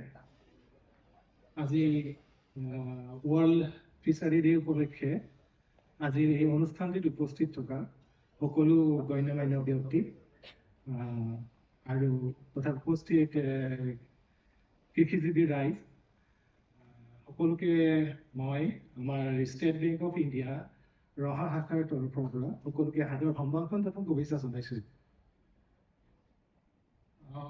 আজি আচলতে আমি as a banker ইমান এটা এনেকুৱা এটা প্লেটফৰ্মত সাধাৰণতে কোনো ধৰণৰ এটা বক্তৃতা দিয়াৰ আমাৰ অভ্যাস নাই, যিহেতু আমি সদায় বেংকিং লৈ ব্যস্ত। ৰাতিপুৱা 9টাত অফিচ আহোঁ, ৰাতি 10টাত ঘৰত যাওঁ, অনলি বেংকিং। তাৰ বাহিৰে একোৱেই নজনা নিচিনাই হৈ গৈছোঁ। বাহিৰৰ পৃথিৱীখন মোটামুটি চিনি নোপোৱাৰ নিচিনা হৈ গৈছে। আমাৰ ৰিলেশ্যন, ছ'চিয়েল লাইফ প্ৰায় একদম পাহৰি যোৱাৰ নিচিনাই হৈ গৈছোঁ। গতিকে এনেকুৱা ধৰণৰ অনুষ্ঠান এটা পাই একচুৱেলি খুবেই ভাল লাগিছে, কিন্তু মই অলপ নাৰ্ভাছো হৈছোঁ, কিয়নো কি ক'ম মানে KCC অলমষ্ট সকলোৱে জানে KCC কি বস্তু, KCC কিহৰ কাৰণে দিয়া হয়। তথাপিতো যিহেতু মোক ক'লে যে আপুনি অকণমান KCC অন্তৰ্গত ক'ব ৱৰ্ল্ড ফিচাৰি ডে উপলক্ষে, গতিকে সেই নিমন্ত্ৰণ মই আজি আহিলোঁ আপোনালোকৰ সন্মুখত আৰু অকণমান থুলমূলকৈ আপোনালোকক যি পাৰোঁ অকণমান KCC বিষয়ে, যদিও আপোনালোকে জানে বা অলৰেডি আপোনালোকৰ মাজতে বহু উপভোক্তা নিশ্চয় বহি আছে। কৃষিৰ লগত জড়িত যেতিয়া মোৰ যত সম্ভৱ মানে সকলোৱে KCC মানে লগত জড়িত হৈ যায়। গতিকে এই বিষয়ত বিশেষ ইমান এটা চিক্ৰেট নাই বা এটা বেলেগ এটা নাই, একদম এটা সৰল লোন প্ৰক্ৰিয়া, একদম চিম্পল লোন প্ৰক্ৰিয়া, যিটো আমাৰ government of India Indian ministry 1998ত এইটো ইণ্ট্ৰডিউচ কৰিছিলে KCC। আৰু এইটো মেইনলি তেতিয়া আছিলে অনলি বেচিছ অন হৰ্টিকালচাৰ, মানে আমাৰ শস্যৰ ওপৰত, বিশেষকৈ যিবিলাক আমাৰ উদ্যান শস্য হওক বা ধান খেতি বা এইবিলাক যিবিলাক আছিলে তাৰ ওপৰতে KCC দিয়াৰ ব্যৱস্থা আছিল। আৰু এইটো প্ৰৱৰ্তন হৈছিলে 1998ত, কিন্তু তাৰপিছত 2019 চনত 2019ত মষ্ট প্ৰবেবলি ক'ভিডৰ আগেয়ে KCC যিহেতু অকল কৃষক মানে ফাৰ্মিং ছেক্টৰ যিসকল জড়িত, কৃষিৰ লগত যিসকল জড়িত তেওঁলোকে অকল মানে ধান খেতি বা যিবিলাক ৰবি খাৰিফ শস্য আমাৰ সেইবিলাকৰ কৰিয়েতো জীৱন নিৰ্বাহ নকৰে।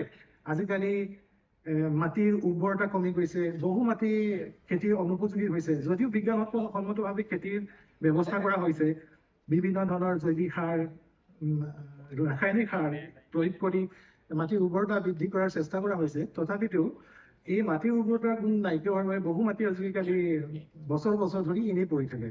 গতিকে তেনেকুৱা এডোখৰ মাটিত ফিচাৰী খেতিৰ দ্বাৰা মই ভাবোঁ জনগণক উৎসাহিত কৰিবৰ বাবেই ভাৰত চৰকাৰে আকৌ 2019 চনত এই KCC ফিচাৰী ঋণটিৰ প্ৰৱৰ্তন কৰিলে।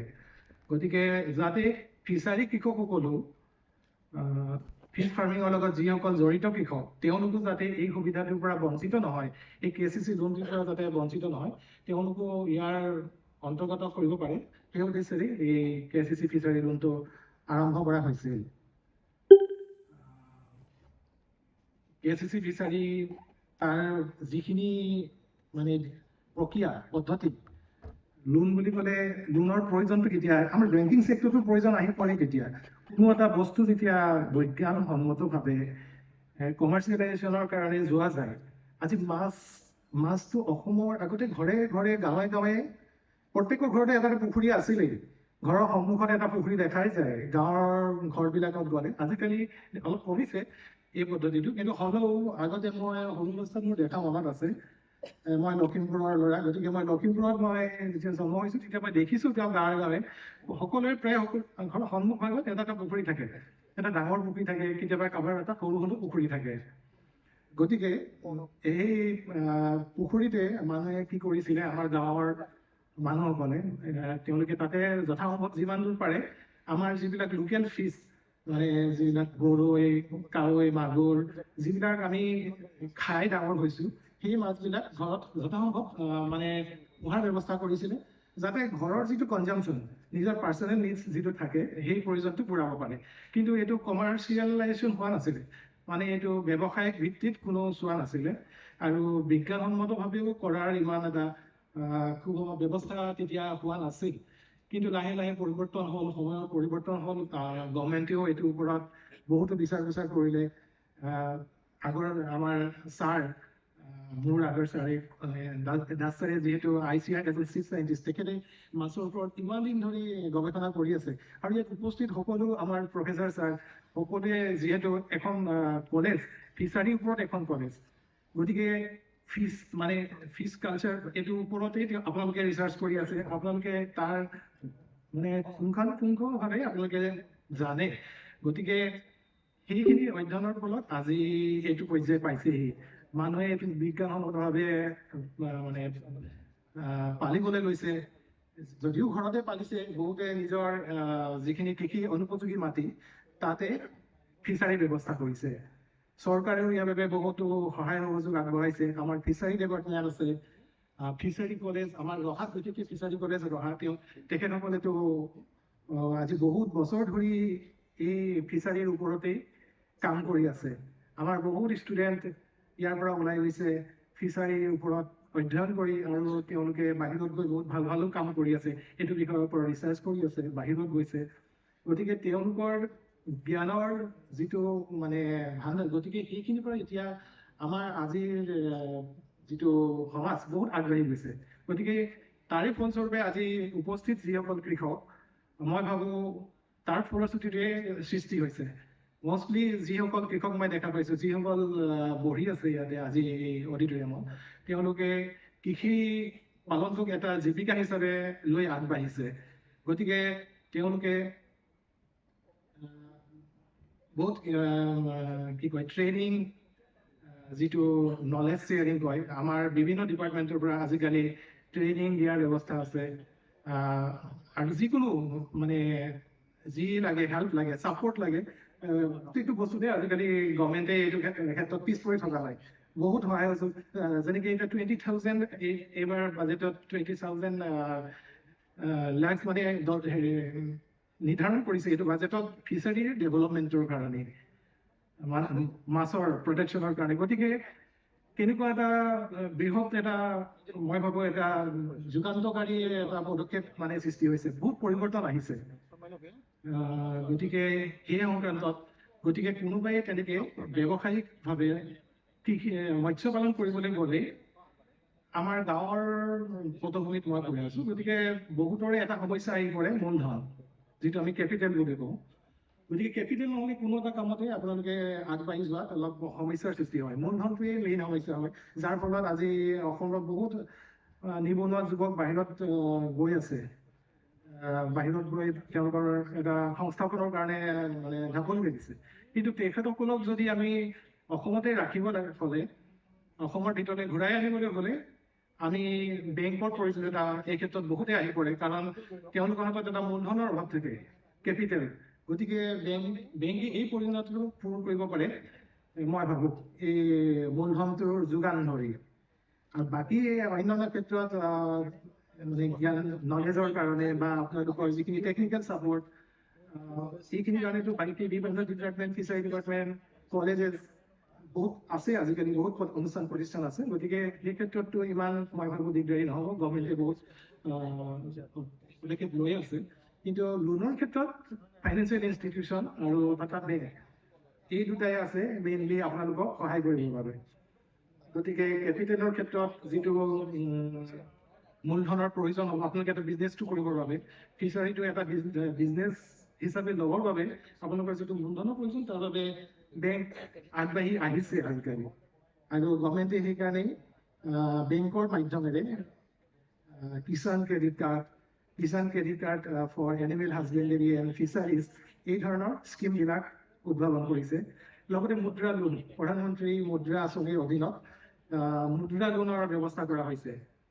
গতিকে কৃষকসকলে আগৰ নিচিনা আগতে KCC লোনটো আছিলে 1 লাখ টকাৰ ভিতৰলৈকে সীমাবদ্ধ, কিন্তু আজিকালি KCC লোনটো 1.60 লাখ, 1,60,000 টকালৈকে আপোনালোকে কোনো কোলেটাৰেল দৰকাৰ নাই। অনলি যিটো এছেট ক্ৰিয়েশ্যন হয়, যেনেকৈ মাছটো আপোনালোকৰ এটা এছেট হয়, এই এছেট ক্ৰিয়েশ্যনটোৰ ওপৰতে বেছ কৰি আপোনালোকক লোনটো দিয়াৰ ব্যৱস্থা আছে। গতিকে 1,60,000 টকালৈকে কোনো আপোনালোকৰ চিকিউৰিটিৰ প্ৰয়োজন নাথাকে। এইটো একদম সহজ সৰল এটা লোন প্ৰক্ৰিয়া, যাৰ কাৰণে কোনো এটা কমপ্লেক্স ডকুমেণ্টেশ্যনৰ প্ৰয়োজন নাই। খালি আপোনালোকৰ KYC যিটো কওঁ, এটা ভোটাৰ ID, পেন কাৰ্ড হওক, আধাৰ হওক, যি আপোনালোকৰ KYC ডকুমেণ্টছ, সেই আৰু আপোনাৰ লেণ্ডৰ ডকুমেণ্টছ। কিয়নো লেণ্ড আপুনি এটা পুখুৰী খান্দিব গ'লে আপোনাৰ এটা লেণ্ডৰ এডোখৰ মাটিৰ প্ৰয়োজন নিশ্চয়কৈ হ'ব। গতিকে সেই মাটিৰ কাগজখনো জৰুৰী হ'ব। যদিও আপোনাৰ নিজৰ নামত নাই, আপুনি কাৰোবাৰ পৰা লিজত লৈছে, সেই কাগজখনো আপোনাৰ এই লোনটিৰ কাৰণে প্ৰযোজ্য হ'ব। গতিকে 1.60 লাখ, 1,60,000 আপোনালোকে বিনা দিগদাৰে আপোনালোকে এই লোনটোৰ কাৰণে আগবাঢ়ি আহিব পাৰে। ৰেট অফ ইণ্টাৰেষ্টটো একচুৱেলি 7% হয়, কিন্তু যদি লোনটো আপোনালোকে মানে কৃষকসকলে ভালদৰে সময়মতে যদি পৰিশোধ কৰি থাকে, তেন্তে এইটো 3% ছাবভেঞ্চনৰ ব্যৱস্থা আছে। গতিকে 7%ৰ পৰা 3% যদি ছাবভেঞ্চনেই পায়, তেনেহ'লে অনলি 4% মানে তেওঁলোকে পৰিশোধ কৰিব লগা হয় এজ এ ইণ্টাৰেষ্ট। একদম কম মানে ইণ্টাৰেষ্ট ৰেটৰ লোন। বেংকৰ আজিলৈকে এইটো ইণ্টাৰেষ্ট ৰেটত খুব সম্ভৱ কোনো লোন প্ৰক্ৰিয়াই নাই। গতিকে এইটো কৃষকসকলৰ কাৰণে এটা সুবৰ্ণ সোণালী সুযোগ, মই ভাবোঁ বহুতেই লৈছেই। আৰু 1.60 লাখৰ এবভ হ'লে, মানে যদি আমি 1.60 লাখৰ এবভ ওপৰত যাওঁ, তেতিয়াহ'লে আপোনালোকৰ এই লেণ্ডৰ মৰ্টগেজৰ প্ৰয়োজন হয়। কিন্তু মুদ্ৰা আঁচনিৰ আণ্ডাৰত গ'লে তেতিয়াতো এইটো কোনো মৰ্টগেজ নাই, এইটো এটা কোলেটাৰেল ফ্ৰী লোন হয়। গতিকে আৰু মুদ্ৰা লোনৰ অধীনত আমি 50,000 পৰা 10 লাখ টকাৰ ভিতৰত লোন দিব পাৰোঁ। গতিকে 10 লাখ টকা এটা যথেষ্ট সুলভ সংখ্যক এটা এমাউণ্ট। গতিকে মই ভাবোঁ 10 লাখৰ ভিতৰত এটা ভাল ব্যৱসায় আৰম্ভ কৰিব পৰা যায়, য'ত কোনো কোলেটাৰেলৰ প্ৰয়োজন নাই, অনলি এছেট ক্ৰিয়েশ্যনটোৱেই প্ৰয়োজন। গতিকে এই সম্পৰ্কত আমাৰ এটা শ্লাইড অনা হৈছে, তেখেতসকলে কিমান মোৰ কলিগছ তেওঁলোকে অকণমান বুজাই দিব আপোনালোকক। বাকী মই ইমান ডিটেইলছ নকওঁ, কিন্তু মই ষ্টেট বেংকৰ ৰহা ব্ৰাঞ্চৰ এজন মানে ষ্টাফ হিচাপে মই এটা কথা গৰ্বৰে ক'ব বিচাৰোঁ, আজিৰ দেশত আজিৰ তাৰিখত প্ৰায় 53 লাখ KCC লোন চলি আছে, অলমষ্ট 53 লাখ। তাৰ ভিতৰতে ফিচাৰী ক্ষেত্ৰত KCC ফিচাৰীৰ কাৰণে মই গোটেই ভাৰতবৰ্ষৰ কথা কৈ আছো 22,000 more than 20,000 KCC fishery loan দিয়া বৰ্তমান চলি আছে আৰু আমাৰ অসম ৰাজ্যত এতিয়ালৈকে মাত্ৰ 828টা লোনহে দিয়া বৰ্তমান দিনত চলি আছে আৰু তাৰ ভিতৰত আমাৰ ৰহা ষ্টেট বেংকৰ ফালৰ পৰা 200 more than 200 লোন আমাৰ অলৰেডি দিয়া হৈছে যিটো অসম ৰাজ্যৰ ভিতৰতে হায়েষ্ট আৰু উত্তৰ পূবৰ ভিতৰতে ফিচাৰী লোনৰ ক্ষেত্ৰত হায়েষ্ট গতিকে এইটো ক্ষেত্ৰত আমি এটা বহুত গৰ্ব অনুভৱ কৰোঁ যে ৰহাখন ৰহাক সাধাৰণতে ফিচাৰী হাব বুলিয়ে ধৰা যায় মই যেতিয়া আগতে অহা যোৱা কৰিছিলোঁ এই হাইৱেদিত জোঙাল বলহু যেতিয়া পুখুৰীকেইটা দেখা পাওঁ তেতিয়া দেখি কিবা এটা ভাৱ হয় ৰহাখন যেন গোটেই পুখুৰীয়ে আছে মানে চবফালে যেন মাছৰেই প্ৰডাকশ্যন চলি আছে আৰু ফিচাৰী কলেজখন আছে আৰু ৰহা বুলি ক'লে সৰুতেই মনত আছে মানে ফিচাৰী কলেজ মই যেতিয়া ক্লাছ 12 পঢ়ি আছিলোঁ তেতিয়া মোৰো এটা ভাৱ আছিলে যেন ফিচাৰী কলেজত আহিম মই ছায়েন্সৰ ষ্টুডেণ্ট আছিলোঁ গতিকে ভাৱ আছিলে ফিচাৰী কলেজত আহিম পঢ়িম কিন্তু কিবা কিবি কাৰণত নহ'ল এইবিলাক তৎসত্বেও ৰহাক যিহেতু এটা ফিচাৰী হাব হিচাপে গণ্য কৰা হয় গতিকে ইয়াত মই ভাবোঁ বহুত স্ক'প আছে ফিচাৰীৰ কাৰণে সেইকাৰণে ইয়াত এখন ফিচাৰী কলেজ প্ৰতিষ্ঠা কৰা হৈছে এই জোঙাল বলহু ইমান এটা পুৰণা ঐতিহ্যপূৰ্ণ পুখুৰী এই ৰহা অঞ্চলতে আছে গতিকে আৰু কি ক'ম বাকী আমাৰ অলপ এটা শ্লাইড অনা হৈছোঁ এই প্ৰডাক্ট কেইটামানৰ ওপৰত এটা সৰু শ্লাইড এই শ্লাইডৰ কাৰণে মই আমাৰ কলিগ গৌতম চিন্তা আৰু পাৰ্থ প্ৰতিম দাস দুইজনকে মই অলপ আমন্ত্ৰণ কৰিছোঁ মঞ্চলৈ তেওঁলোকে অকণমান প্ৰডাক্টকেইটা অলপ দেখাই দিব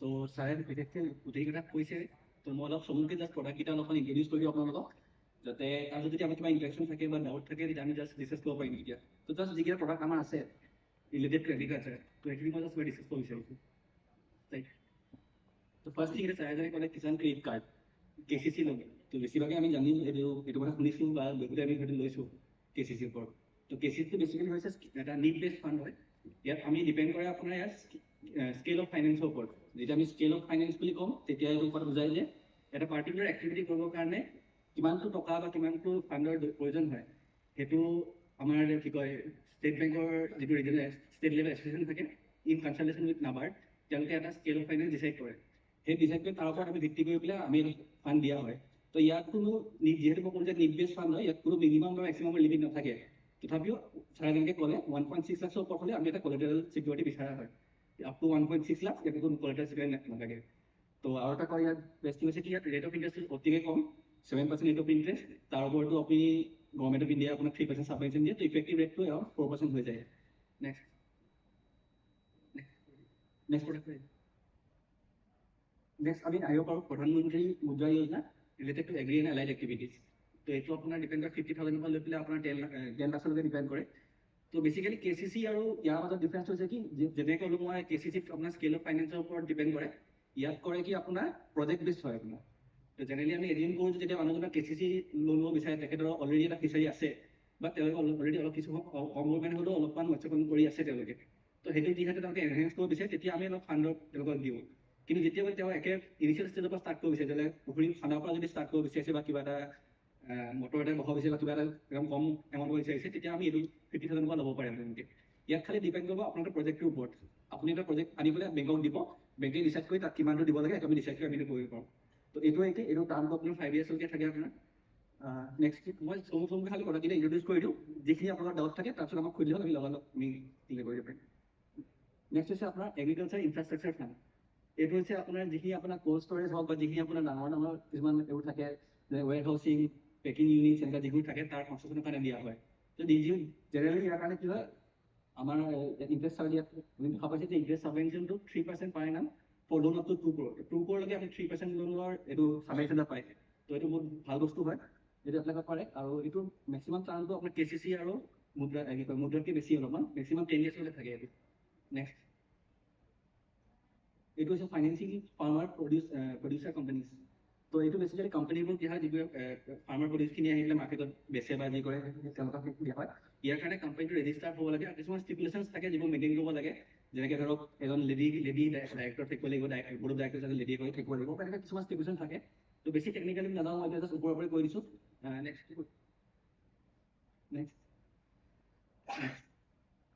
এছেট বেক এগ্ৰি লোন, নামটো মতে আপুনি গম পাইছে যে কিবা এটা এছেট আপোনাৰ যদি অলৰেডি আছে, সেইটো বেংকক আপুনি মৰ্গেজ হিচাপে দি তাৰ ওপৰত আপুনি লোন লৈ পেলাই আপুনি বিজনেছ এক্টিভিটিটো বঢ়াব পাৰে।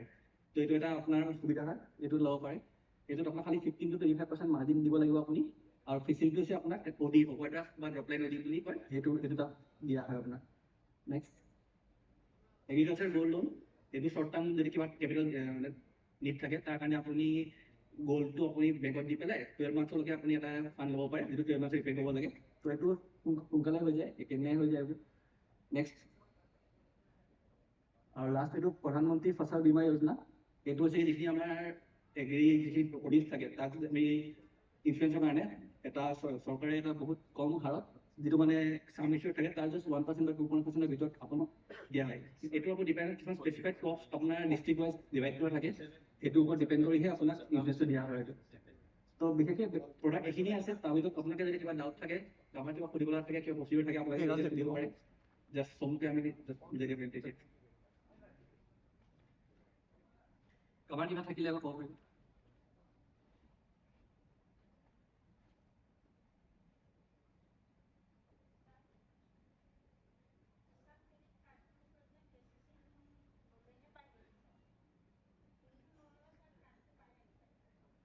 নৰ্মেলিটো আপোনালোকে ধৰি লওক বেংক একাউণ্ট খুলিলে আপোনাকতো এটা ডেবিট কাৰ্ড দিয়া যায়। আমি যিটো কথা পাতি আছোঁ এতিয়া সেইটো হৈছে ক্ৰেডিট কাৰ্ড এটা, আৰু সেই ক্ৰেডিট কাৰ্ডটো স্পেচিফিকেলি আপোনাৰ এগ্ৰিকালচাৰেল এক্টিভিটিৰ কাৰণে, যদি আপুনি ক্ৰপৰ কাৰণে বিচাৰে বা আপুনি ফিচাৰিজৰ কাৰণে বিচাৰে, তো আমি এইটো কিষাণ ক্ৰেডিট কাৰ্ড বুলি কওঁ। একদম চিম্পল লেংগুৱেজত বুজাবলৈ গ'লে মই আপোনাক এটা লোন দি দিছোঁ, লোনটো এনেকুৱাকৈ দিছোঁ যে আপোনাক এটা একাউণ্ট এটা খুলি দিছোঁ, সেই একাউণ্টত কেইটকামান ভৰাই দিছোঁ, আৰু তাৰ এগেইনষ্টত মই আপোনাক এখন কাৰ্ড দিছোঁ, সেই কাৰ্ডখন ক'ব আপোনাৰ কিষাণ ক্ৰেডিট কাৰ্ড।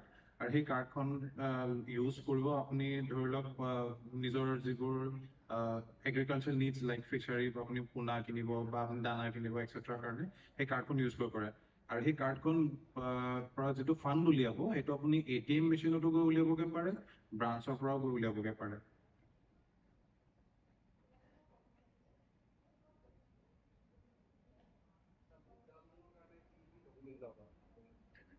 মুদ্ৰা লোনৰ কাৰণে প্ৰথম বস্তুটো হৈছে যে আপোনাৰ প্ৰজেক্টটো মেইন, যে আপুনি কি প্ৰজেক্ট আমাক আনি প্ৰেজেণ্ট কৰিব। এতিয়া মুদ্ৰা লোনো আমি মেইনলি দুটা টাইপৰ যদি ধৰোঁ, এটা হৈছে আপোনাৰ এগ্ৰি বেছড আৰু এটা হৈছে আপোনাৰ SME বেছড। SME বেছড একদম চিম্পলকৈ ক'বলৈ গ'লে আপোনাৰ যিখিনি বিজনেছ ৰিলেটেড এক্টিভিটিজ থাকে নন এগ্ৰিকালচাৰেল, তো সেইখিনিত হ'লে 2 লাখৰ ওপৰত যদি আপুনি লয় তাত ইনকাম টেক্স ৰিটাৰ্ণটো মেণ্ডেটৰী হৈ যায়গৈ। কিন্তু এই বস্তুটো এগ্ৰিকালচাৰেল এক্টিভিটিজৰ কাৰণে এইটো ৱেভ থাকে। সেইটো এটা প্ৰাইম মানে আপোনাৰ ফেচিলিটি হয় যদি আপুনি এগ্ৰিকালচাৰেল বেছড মুদ্ৰা লোন যদি লয়। বাদ বাকী আপোনাৰ চাওক, এটা চিম্পল যদি আমি কওঁ যে আপুনি কিবা এটা যদি বিজনেছ এষ্টাব্লিছ কৰিব বিচাৰিছে, আপুনি ডেফিনেটলি এটা মানে প্লট এটাত বা আপুনি এটা এৰিয়া বা দোকান এখন কিবা এটা হ'লেও ল'ব। লেটছ চে বোলে আপুনি আজি গৰু ফাৰ্ম এখন খুলিব বিচাৰিছে, তো গোহালিটো বনাবলৈ হ'লে মাটি এডোখৰ লাগিব। সেই পাৰ্টিকুলাৰ মাটিটোৰ অ'নাৰশ্বিপটো লাগিব, মানে যে ছাপ'জ যেনিবা আপোনাৰ নিজৰ নামত যদি মাটিটো আছে তেতিয়াতো আপুনি জাষ্ট জমাবন্দীখন আমাক জমা দি দিলে হৈ যাব। যদি মাটিটো বোলে আপোনাৰ নামত নাই বা আপুনি কাৰোবাৰ পৰা ভাড়াত লৈছে বা আপোনাৰ মাৰ দেউতা হাজবেণ্ড ৱাইফ এক্সেট্ৰা কাৰোবাৰ নামত যদি আছে, তো জাষ্ট যাৰ নামত আছে মাটিডোখৰ তেখেতৰ পৰা জমাবন্দীখন লৈ এখন লিজ এগ্ৰিমেণ্ট এখন বনাই লৈ আনিলে হৈ যাব। আৰু এটা বাকী আমাৰ KYC ৰিকুৱাৰমেণ্টছটো আছে, পেন, আধাৰ, আৰু আপোনাৰ যিটো আপুনি আপোনাক প্ৰজেক্টটো আমাক জমা দিয়ে, যিহেতু এগ্ৰিকালচাৰেল বেছড হয় তাত এটা স্মল ৰিকুৱাৰমেণ্ট এটা থাকে, যিহেতু আমি বেংকৰ মানুহ হয়, আমি এগ্ৰিকালচাৰেল বেছড বস্তুবোৰ বৰ বেছি আমি এক্সপাৰ্ট নহয় এইবোৰ। তো আমি বিচাৰোঁ যে কেতিয়াবা সেইটো বেটিং এটা ৰিকুৱাৰমেণ্ট হ'ব পাৰে, যে ছাপ'জ যেনিবা যদি মাছৰ ৰিলেটেড হয় তো ফিচাৰী ডিপাৰ্টমেণ্টৰ পৰা, বা এনিমেল হাজবেণ্ডাৰী হ'লেতো আপোনাৰ এনিমেল হাজবেণ্ডাৰী ডিপাৰ্টমেণ্টৰ পৰা, এগ্ৰি হ'লে আপোনাৰ এগ্ৰি ডিপাৰ্টমেণ্টৰ পৰা। আৰু বাকী নৰ্মেল আপোনাৰ এছেট এণ্ড লাইবিলিটিৰ বেংকৰ এপ্লিকেশ্যন ফৰ্ম কেইখনমান থাকে, সেইকেইটা ফিল আপ কৰি দিলে হৈ যায়।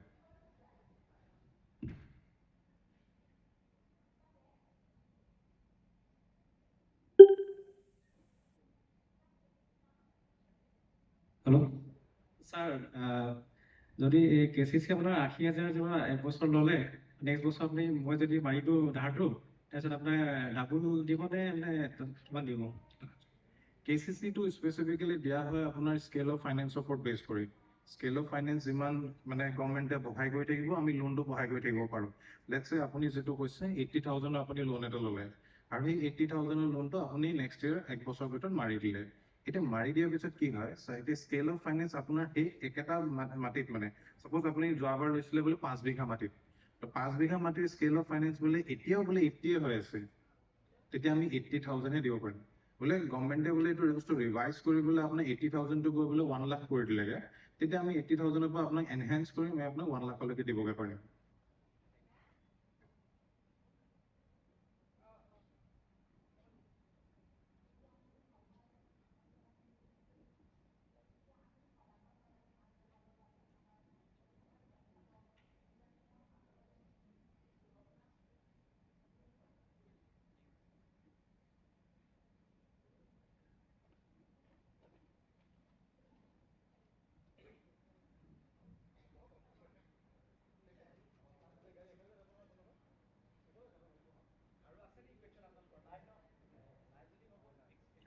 Thank U.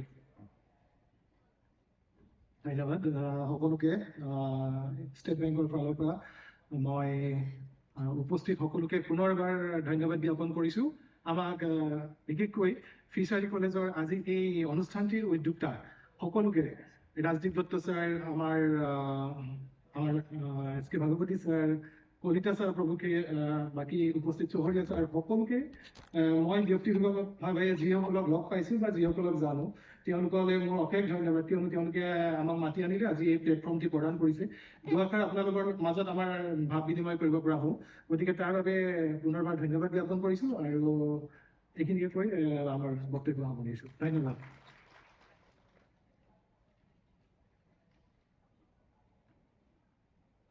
Thank you so much, Mr. Tanuranjan Datta and his team from Raha SBI. Now, I would like to request Mr. Sunmoina Bhuya, SMS Lakhimpur KVK, to come to the dais and give his presentation on the topic Entrepreneurship Development through Breeding and Seed Production of Indigenous Fish Species. Before going for presentation, I would like to request Dr. Kaustubh Bhagwati sir to felicitate Mr. Sunmoina Bhuya with a Fulam Gamusa and a memento.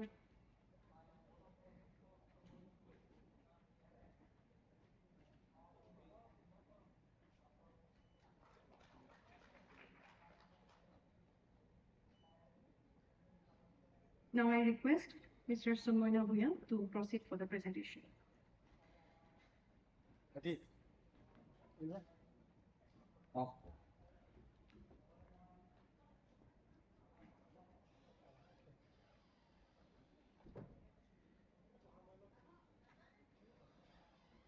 সকলোকে নমস্কাৰ জনাইছোঁ।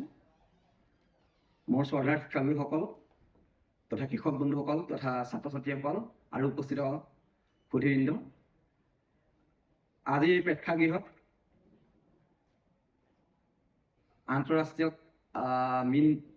মীন পালক দিৱস, মীন দিৱসৰ লগত সংগতি ৰাখি যি দুদিনীয়াকৈ এই মীন মহাবিদ্যালয়ত এই কৃষক বিজ্ঞানী তথা কাৰিকৰী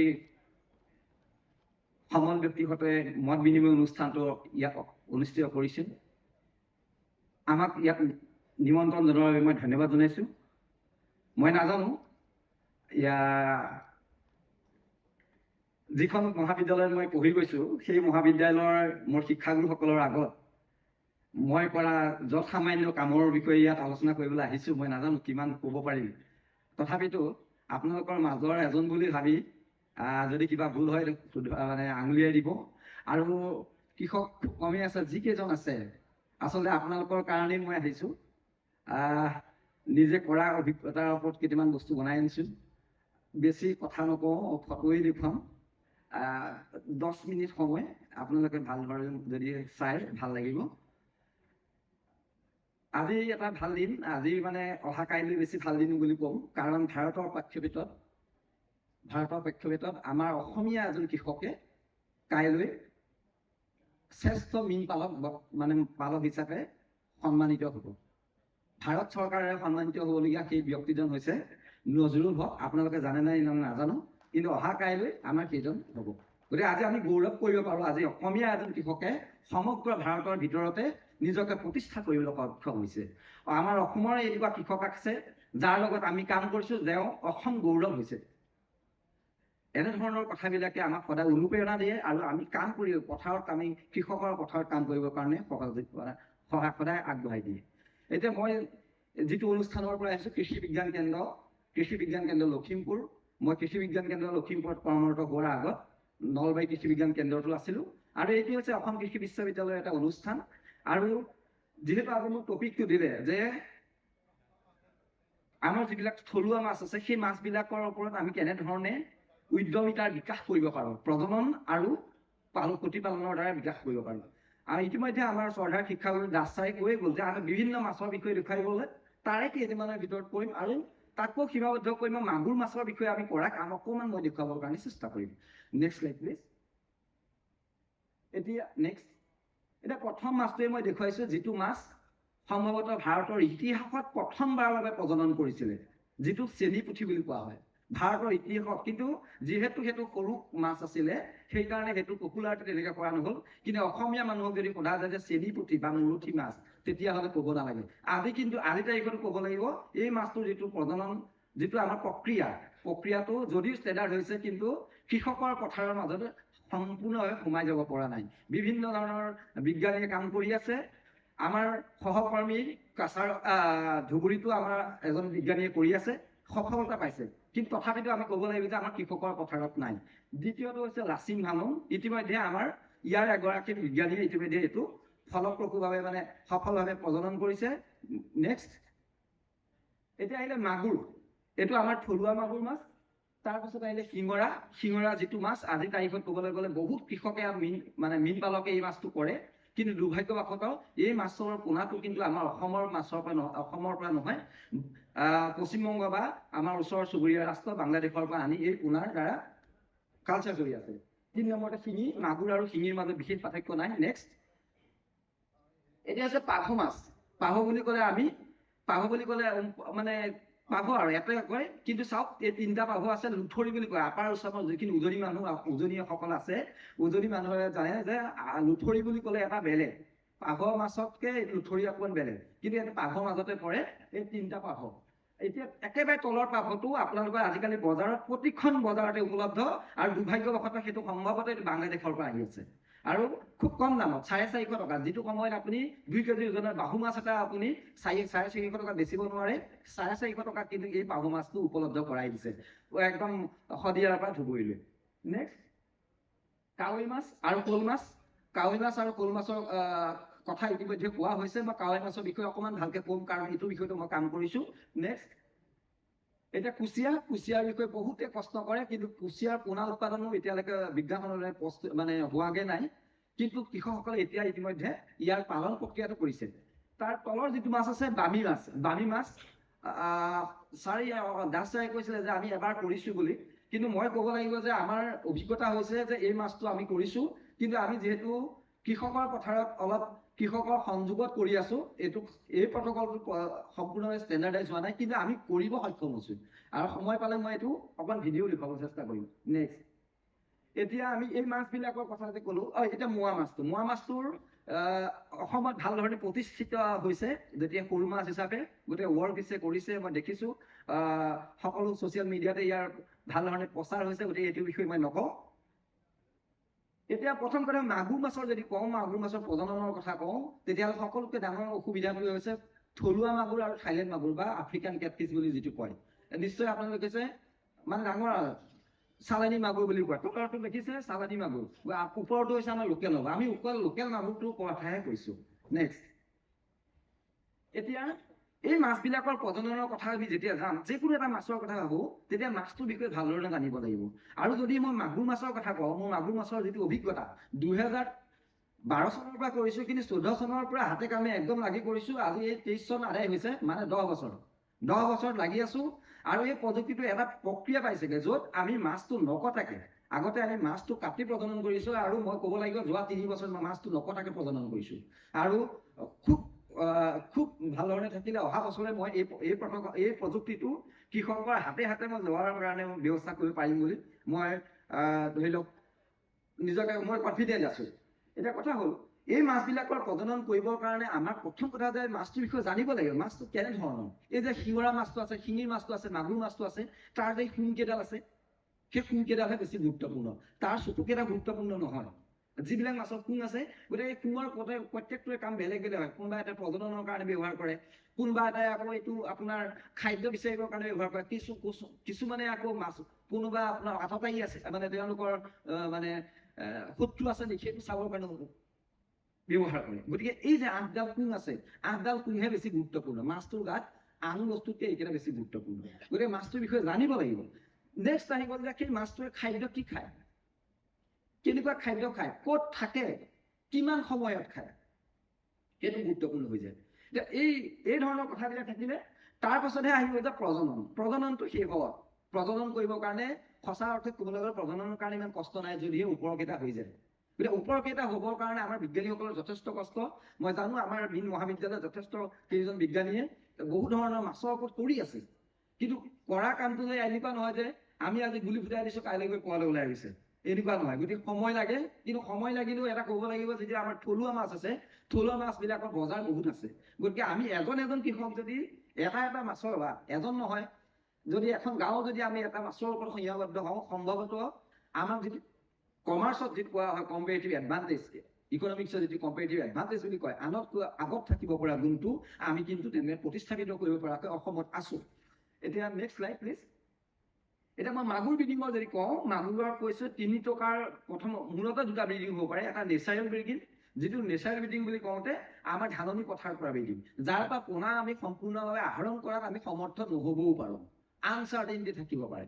2 নম্বৰটো হৈছে যে ইনডিউচ ব্ৰিডিং, য'ত আমি কি কৰোঁ তাত এটা চেক্ৰিফাইচ কৰিম, মতা মাছটো চেক্ৰিফাইচ কৰিম। নেক্সটটো আছে যে চেক্ৰিফাইচ নহয়, সেইটো চেক্ৰিফাইচ নকৰাকৈ প্ৰক্ৰিয়া। যে এই যে ব্ৰিডিং কৰিম, ব্ৰিডিং কৰা প্ৰক্ৰিয়াটোৰ কাৰণে কিন্তু আমাৰ হেডচাৰী লাগিব। হেডচাৰী মানে অথনি দেখিছিলে আপোনালোকে এতিয়া ঘূৰণীয়া চাৰ্কুলাৰ নিচিনা চিষ্টাৰ্ণ, কংক্ৰিটৰ চিষ্টাৰ্ণ আছে য'ত কাৱৈ মাছ মানে ৰৌ বাহু মাছক বেজী দি প্ৰজনন কৰা বুলি কয়, তেনেধৰণৰ কিছুমান লাগে। কিন্তু নেক্সট শ্লাইড প্লিজ।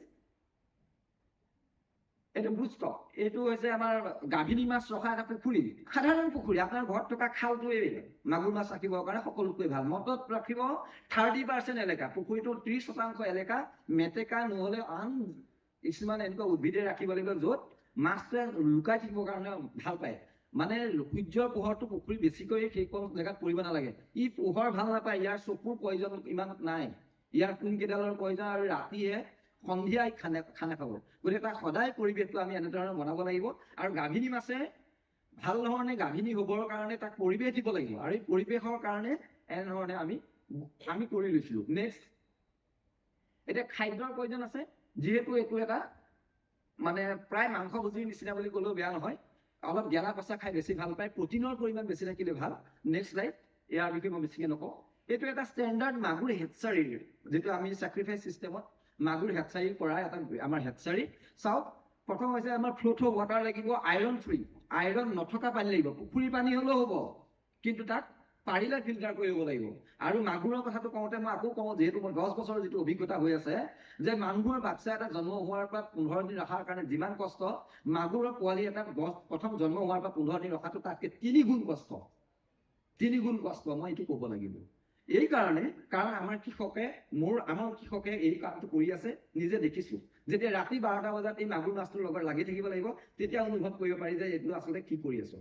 সেইকাৰণে আমাৰ ডেডিকেশ্যন আৰু ডিটাৰমিনেশ্যন বহুত প্ৰয়োজন হয়। আৰু যাৰ এইখিনি বস্তু নাই, যাৰ মানে ধৈৰ্যটো নাই বা কৰিম বুলি এই কামটো মনত দৃঢ়তা নাথাকে, তেওঁ কিন্তু এইবিলাকত সফল নহয়। এনেই দেখা দেখি কৰিব গ'লে কিন্তু মাগুৰ মাছ কৰিব নোৱাৰিব। এতিয়া এই হেডচাৰীটো কৈছোঁ, ইয়াত ওপৰত আমাৰ অভাৰহেড টেংকত আমাৰ এনেধৰণৰ পানী থাকিব লাগিব য'ত আইৰণ ফ্ৰী থাকিব। আইৰণ অকণমান থাকিব নোৱাৰিব। বৰষুণৰ পানী আমি ব্যৱহাৰ কৰিব পাৰোঁ। বৰষুণৰ পানী প্ৰথম যাক বৰষুণ নহয়, তাৰপিছত কিন্তু বৰষুণৰ পানীবিলাক আমি মানে আমাৰ চাদৰ পানীবিলাকো আমি ব্যৱহাৰ কৰিব পাৰোঁ, বৰ ধুনীয়া হয়।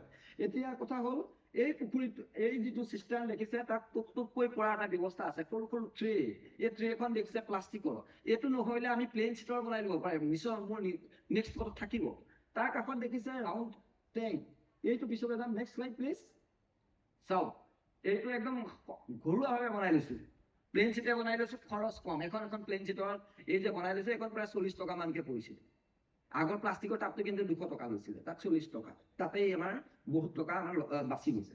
নেক্সট হৈছে মাগুৰ হেচাৰীৰ যিটো লাৰ্ভেল ৰেয়াৰী টেংক বুলি কয়, এইটো কিন্তু প্ৰয়োজন হয়, কাৰণ ইয়াত এনে ধৰণৰ চিষ্টেম আছে য'ত আমি পানীটো চাৰ্কুলেট কৰিব পাৰোঁ। আৰু মাগুৰত কি হয়, ইটোৱে সিটো খোৱাৰ প্ৰৱণতাটো বেছি হয় যেতিয়া আমি লাৰ্ভেল ৰেয়াৰিং কৰোঁ। গতিকে সেই কামখিনিৰ কাৰণে আমাৰ এনেকুৱা কিছুমান হেচাৰীৰ এৰেঞ্জমেণ্টৰ প্ৰয়োজন হয়। এইখিনি ইমান কষ্ট নহয়। আজি মই এখন ষ্টল দেখিছিলোঁ য'ত এইবিলাক ধৰণৰ প্লাষ্টিক টেংক পায়। যদি কোনোবা কৃষকে, যিসকল কৃষক আহিছে, যিসকলে উদ্যমিতাৰ কথা চিন্তা কৰিছে, তেওঁলোকে কিন্তু তেওঁলোকৰ লগত কথা পাতিব পাৰে। নেক্সট, এতিয়া মাছ এটা প্ৰজনন কৰাৰ আগতে প্ৰথম কামটো হ'ল যে মতা মাছ মাইকী মাছ চিনাক্ত। এতিয়া লেফ্ট চাইডৰটো মতা মাছ, ৰাইট চাইডৰটো মাইকী মাছ। সময় পালে বহুত কম পিছত। নেক্সট আহক, নেক্সট শ্লাইডটোলৈ। এতিয়া প্ৰথম কথা হ'ল আমি মাছকেইটা চিলেকশ্যন কৰিম, মতা আৰু মাইকী মাছ। সংক্ষেপে কৈছো, আজি যদি কাইলৈ যদি প্ৰজনন কৰোঁ, আজি আমি মতা আৰু মাইকী মাছকেইটা প্ৰথমতে পৃথক কৰি লৈ মাইকী মাছকেইটাক আমি হৰমনৰ বেজি দিম। হৰমন বুলি কওঁতে হৰমনৰ অভাচিছ, অভাটাইট, গণপুৰ, আজিকালি এনে ধৰণৰ হৰমন আছে, যাৰ আগৰ প্ৰজনন ৰৌ বাহু মাছৰ প্ৰজননৰ অভিজ্ঞতা আছে, তেওঁলোকৰ কাৰণে এই প্ৰজনন কৰাটো বেছি সুবিধা হয়। এতিয়া আমাৰ ভিডিঅ'টো দি দিয়কচোন, তেতিয়া মোৰ ক'বলৈ বেছি সুবিধা হ'ব।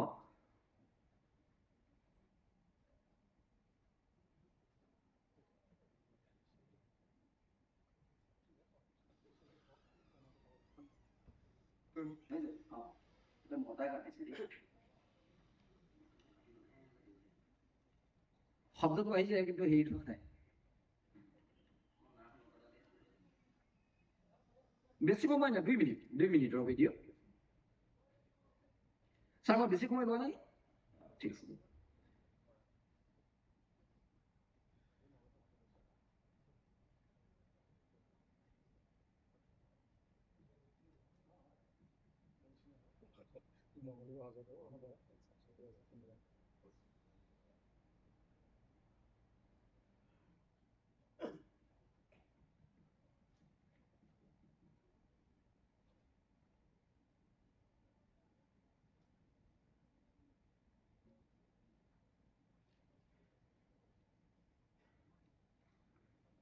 বাৰু ভিডিঅ'টো চলালৈকে মই কৈ থাকোঁ।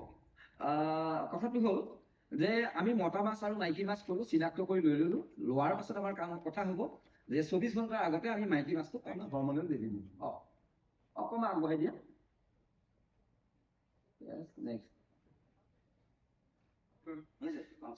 তাৰপিছতে হৰমন বেজি দিয়াৰ পিছদিনাখনৰ কথা কৈছোঁ। এতিয়া আমি মতা মাছটোৰে কাটিম। এতিয়া কাটি মাছটো নষ্ট নহয়, মনত ৰাখিব, নষ্ট নহয়। আমি তাক বিলিং কৰিব পাৰোঁ, কাটি তাৰ টেষ্টিছটো উলিয়াই দিম।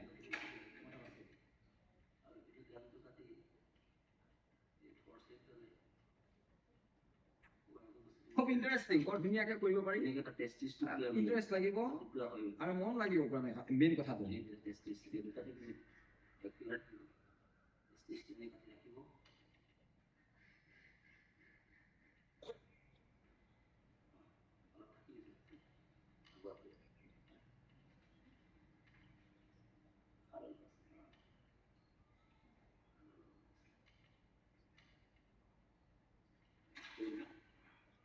কুকুৰখিনি আনি এখন কাপোৰত আমি খুন্দিম।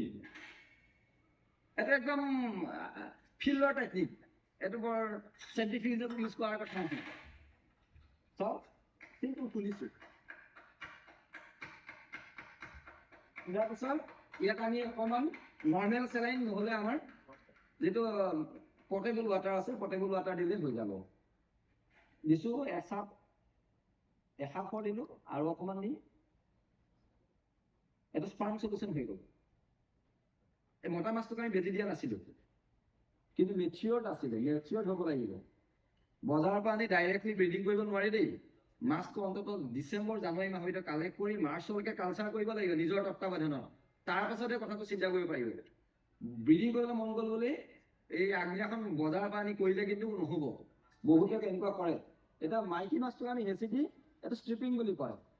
এনেকুৱা সোণালী ৰঙৰ কণী হ'ব লাগিব। যদি সোণালী ৰঙৰ নহয় আমাৰ কণী ফাৰ্টিলাইজ নহয়, সোণালী ৰঙৰ হ'ব লাগিব। এতিয়া চাওক এনেকৈ ওলালে, এইটো অলপ কষ্টই হৈছে, ইয়াতকৈ ইজি হয়, ইয়াতকৈ ইজি হ'ব। এটাটো মিক্সিং কৰিব, এটা ফিল্টাৰে চৰাই পাখিৰে কৰিব, আঙুলি লগাব নোৱাৰিব, চৰাই পাখিৰে কৰিব লাগিব। কৈ তাক ৩-৪ বাৰকৈ আমি ৱাছ কৰি দিম, যিমান পাৰে ৱাছ কৰিব। 2-3 ছেকেণ্ডৰ ভিতৰত ইয়াৰ ফাৰ্টিলাইজেশ্যন হৈ যাব। আৰু ৱাছ কৰিম ৩-৪ বাৰকৈ চফা কৰি যাম। এটা এটা হ'ব লাগিব, লক হৈ থাকিব নালাগিব, কণীবিলাক এটা এটা হৈ থাকিব লাগিব। আৰু এটা এটা হৈ থকাৰ পিছত এই যে আমি ট্ৰেবিলাক ৰাখিছিলোঁ, ট্ৰেবিলাকত অলপ অলপকৈ দি দিম আৰু তাত এটুপ এটুপকৈ পানী পৰি থাকিব। এনেকৈ 18 ঘণ্টাৰ পৰা 22 ঘণ্টা ৰখাৰ পাছত, 18 ঘণ্টাৰ পৰা 22 ঘণ্টা ৰখাৰ পাছত আমাৰ কণীবিলাকৰ অলপ অলপ ফুটিবলৈ আৰম্ভ কৰিব।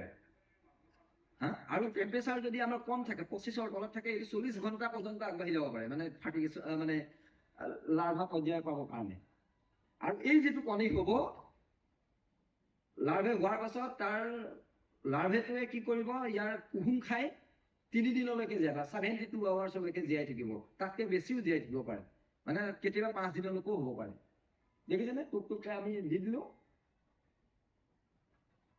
এইবিলাক দেখাটোৱে গম পাইছোঁ যে এইবিলাক ধুনীয়া ফাৰ্টিলাইজ এগ, কাৰণ প্ৰতিটোৱে গল্ডেন এই কালাৰটো আহিব লাগিব। চাওক,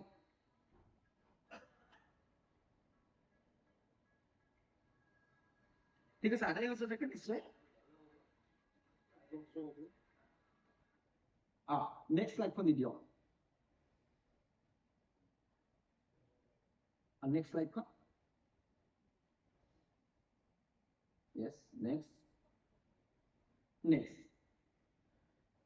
এই যে প্ৰথম ফটোখন দেখিলে, এই যে এনেকৈ মিক্স কৰিলোঁ, মিক্স কৰাৰ পিছত যেতিয়া ফাৰ্টিগেশ্যন নহ'লে তেতিয়া এনেকুৱা হ'ব,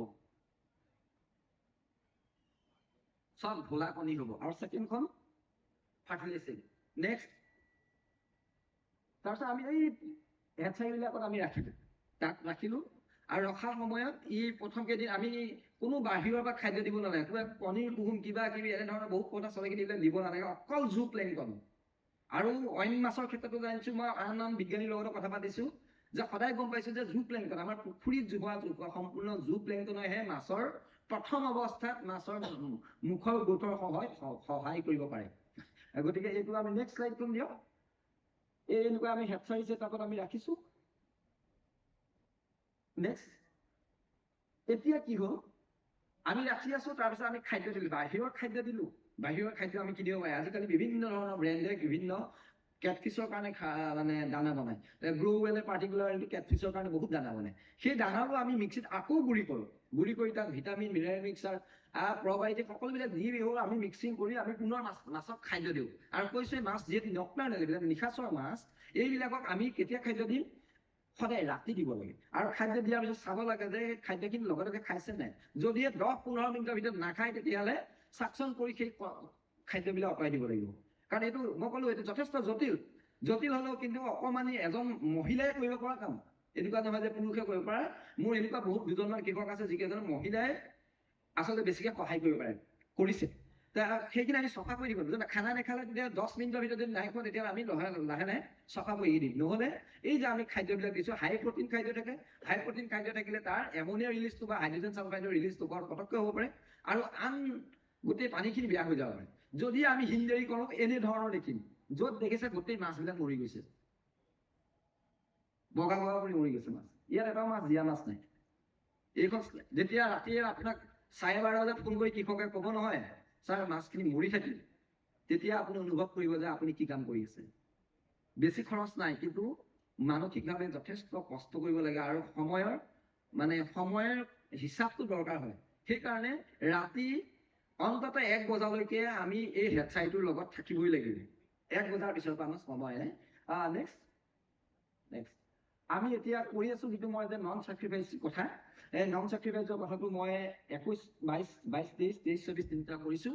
মই জাষ্ট ফটোখনে দেখুৱাম, মই টেকন'লজিটো যিহেতু অলপ দেখুৱাই দিওঁ বাৰু। নেক্সট চাওক, আমি এইটো কৰি আছোঁ বিভিন্ন বছৰত, 2 বছৰ 3 বছৰৰ ইয়াৰ মোৰ ফটোগ্ৰাফ মই কৰি আছোঁ, আমাৰ কৃষি বিজ্ঞান কেন্দ্ৰত অন ফাৰ্ম ট্ৰায়েলৰ যোগেদি কৰি আছোঁ। নেক্সট, এয়া চাওক, এটা মতা মাছ এটা মাইকী মাছ আৰু ইহঁতে নিজে কণী ৰিলিজ কৰিছে আৰু ইয়াতো এইটো ডাঙৰ বিউটিটো হৈছে ইয়াত ফেজ ৱাইজ যিটো আমাৰ প্ৰকৃতিত ফেজ ৱাইজ ব্ৰিডিং কৰে আজি কৰিলে এসপ্তাহ পিছত আকৌ কৰিব তেনেধৰণে কৰে এইটো তেনেধৰণে কৰে নেক্সট তাৰপাছত এইখিনি সেই একেই ধৰণৰ প্ৰক্ৰিয়া নেক্সট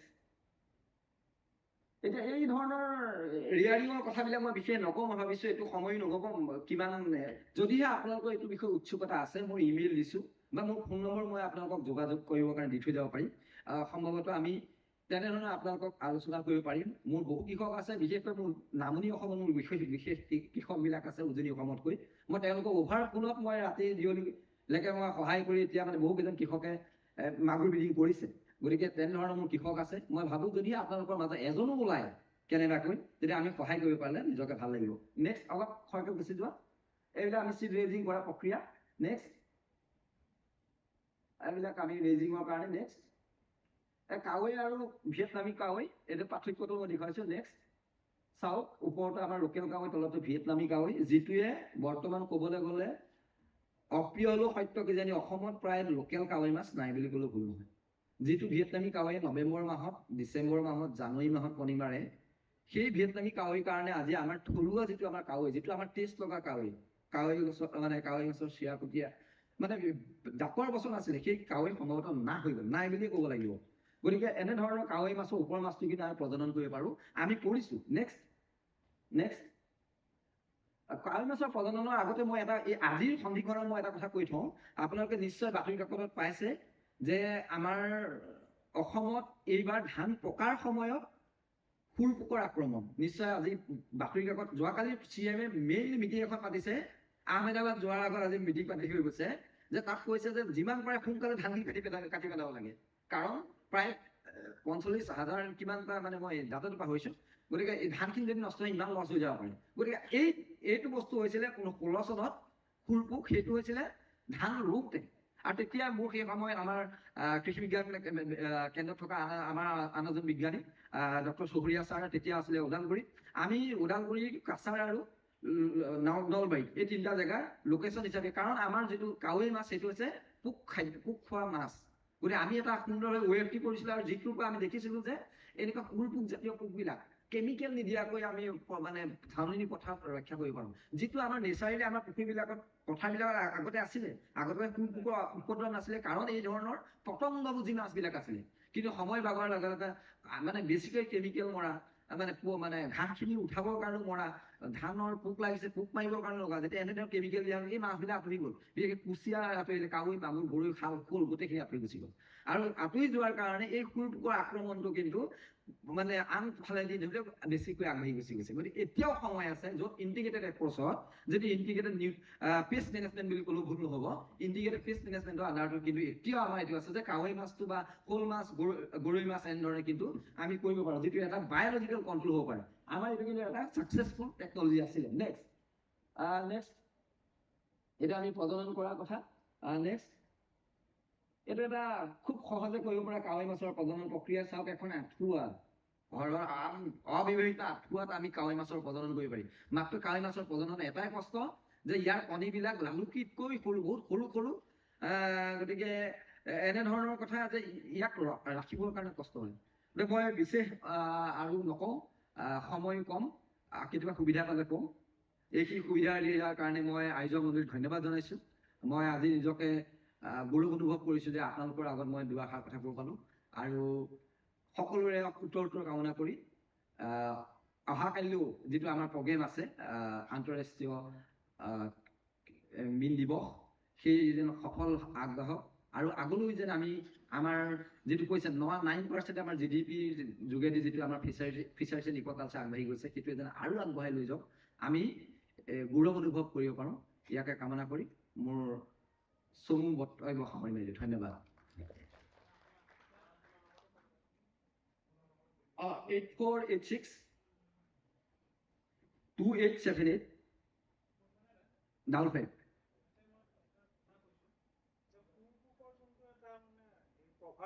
হয় হয় তৰফৰ পৰা হায়াৰ অথৰিটিক জনাব লাগে যে ইন্টিগ্ৰেটেড বা ইন্টিগ্ৰেটেড এপ্ৰ'চ যদি আমি কাৱৈ মাছৰ খেতি কৰোঁ, তেতিয়া যিহেতু এইবিলাক পোক খোৱা মাছ, ইন্টিগ্ৰেটেড এপ্ৰ'চত আমি পোকটো কণ্ট্ৰল কৰিব পাৰোঁ। মাননীয় মুখ্যমন্ত্ৰী ডাঙৰীয়াই কৈছে এইখিনি কাটি পেলাবলৈ কৈছে। এট দ্য চেম টাইম আমাৰ মেছেজটো যাব লাগে অনাৰেবল মিনিষ্টাৰলৈ। আৰু কি হৈছে আমাৰ ফিচাৰিজত তেতিয়া আমি ইণ্ডিজিনাছ স্পেচিছৰ আমি প্ৰপাগেশ্যনটো আমি বৃদ্ধি কৰিব পাৰিম। ৰাইটলি যে আপুনি ভালকে একচুৱেলি ৰাইট পইণ্ট কৰিছে। আচলতে এখন আমি পাব্লিছ কৰিছোঁ, আমাৰ পেপাৰখন পাব্লিছো হৈ আছে, কিন্তু ধৰি লওক হয় আমি প্ৰপাৰ ফৰামত জনাব লাগে নিশ্চয়। আৰু যিহেতু মোৰ সহযোগী বিজ্ঞানী, মানে এইটো সহযোগী বুলি ক'লে ভুল হ'ব, আমি একেলগে মিলি চিন্তা কৰি কামটো কৰিছোঁ। আমাৰ চহৰীয়া ছাৰ ইয়াতে আছেই, গতিকে মই ভাবিছোঁ ছাৰ এইটো অলপ কৰক, দৰকাৰ হ'লে আমি আৰু কৰিম। আমি আগতে 5টা জেগাত কৰিছোঁ, আমি 100টা জেগাত কৰিম। 100টা জেগাত কৰি হ'লেও আমাৰ কৃষকৰ যিবিলাক অসুবিধা আঁতৰাব যদি পাৰোঁ, তাত কি অসুবিধা। তাকে ভাল, আপোনালোকে লগতে মিলি যিহেতু একেটা ডিপাৰ্টমেণ্টে কৰিব। ধন্যবাদ। মোৰ নাম্বাৰটো মই গৈ আছোঁ। ঠিক আছে।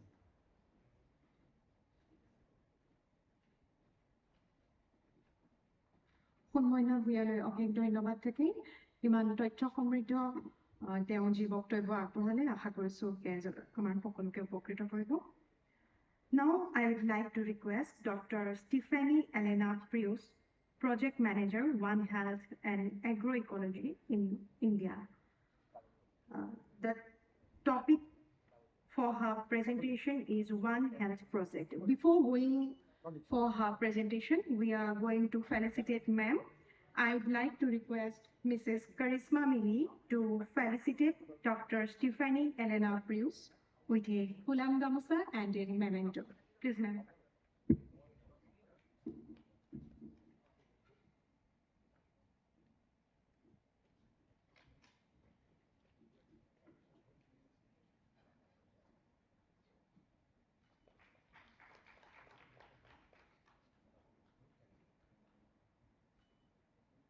Thank you. Now I request ma'am to proceed for her presentation.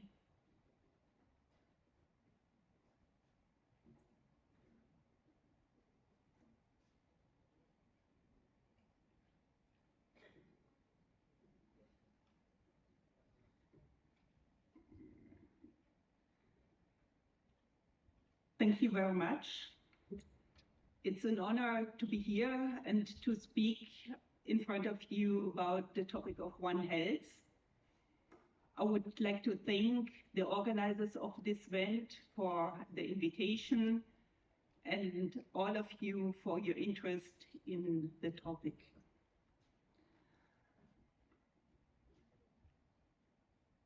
Nowadays, the term of One Health is in everybody's mouth. So it's since the pandemic that most people had heard the term in one context or the other.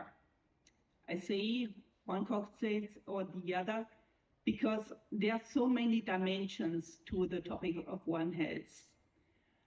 And that makes it also so important for decision makers and for all of us. For example, during the G20 meetings, our Prime Minister Modi mentioned in one video message that health and the environment are organically linked.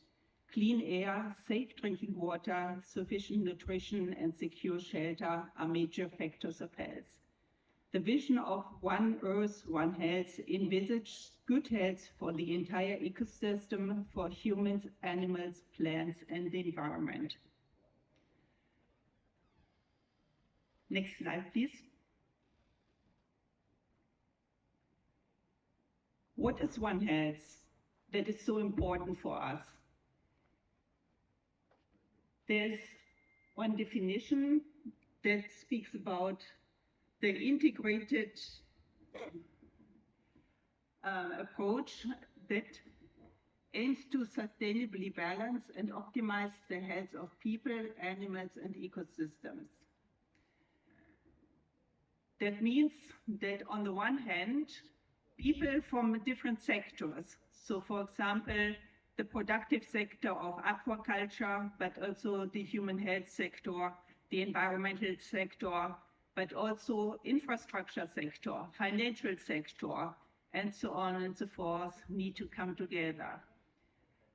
Also, people from different context, be it the fish farmer on the ground, the decision maker at state level, or the decision maker at national level, researchers, professors at university, all of them need to come together to bring their visions, their knowledge, their goals to the table.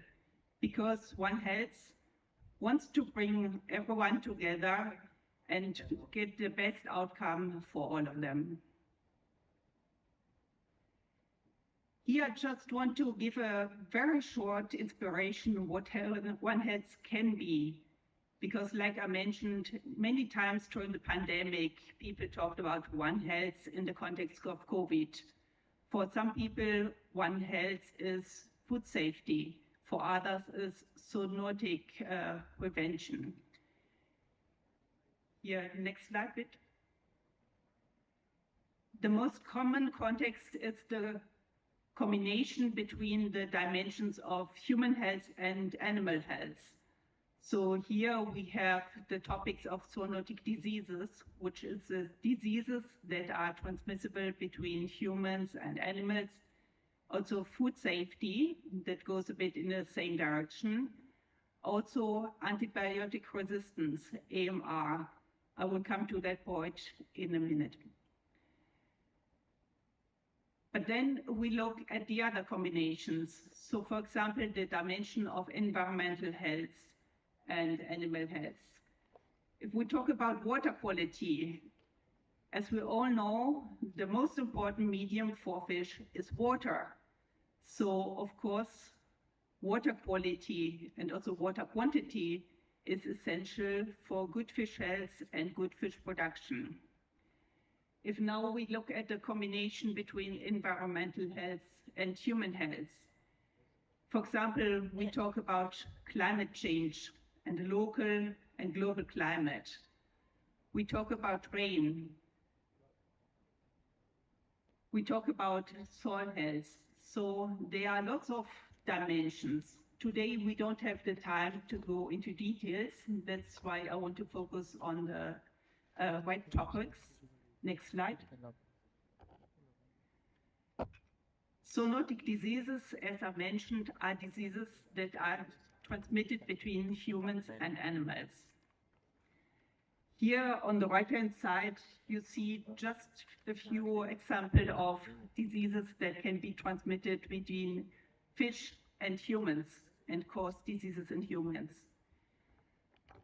I won't go into details, but I want to mention that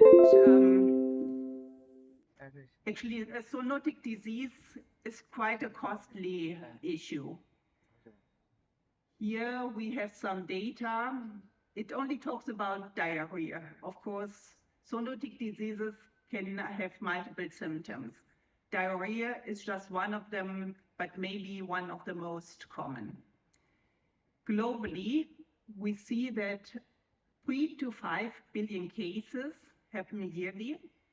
And maybe someone says, okay, diarrhea is not a big issue, but there are people who will die from this, and especially children.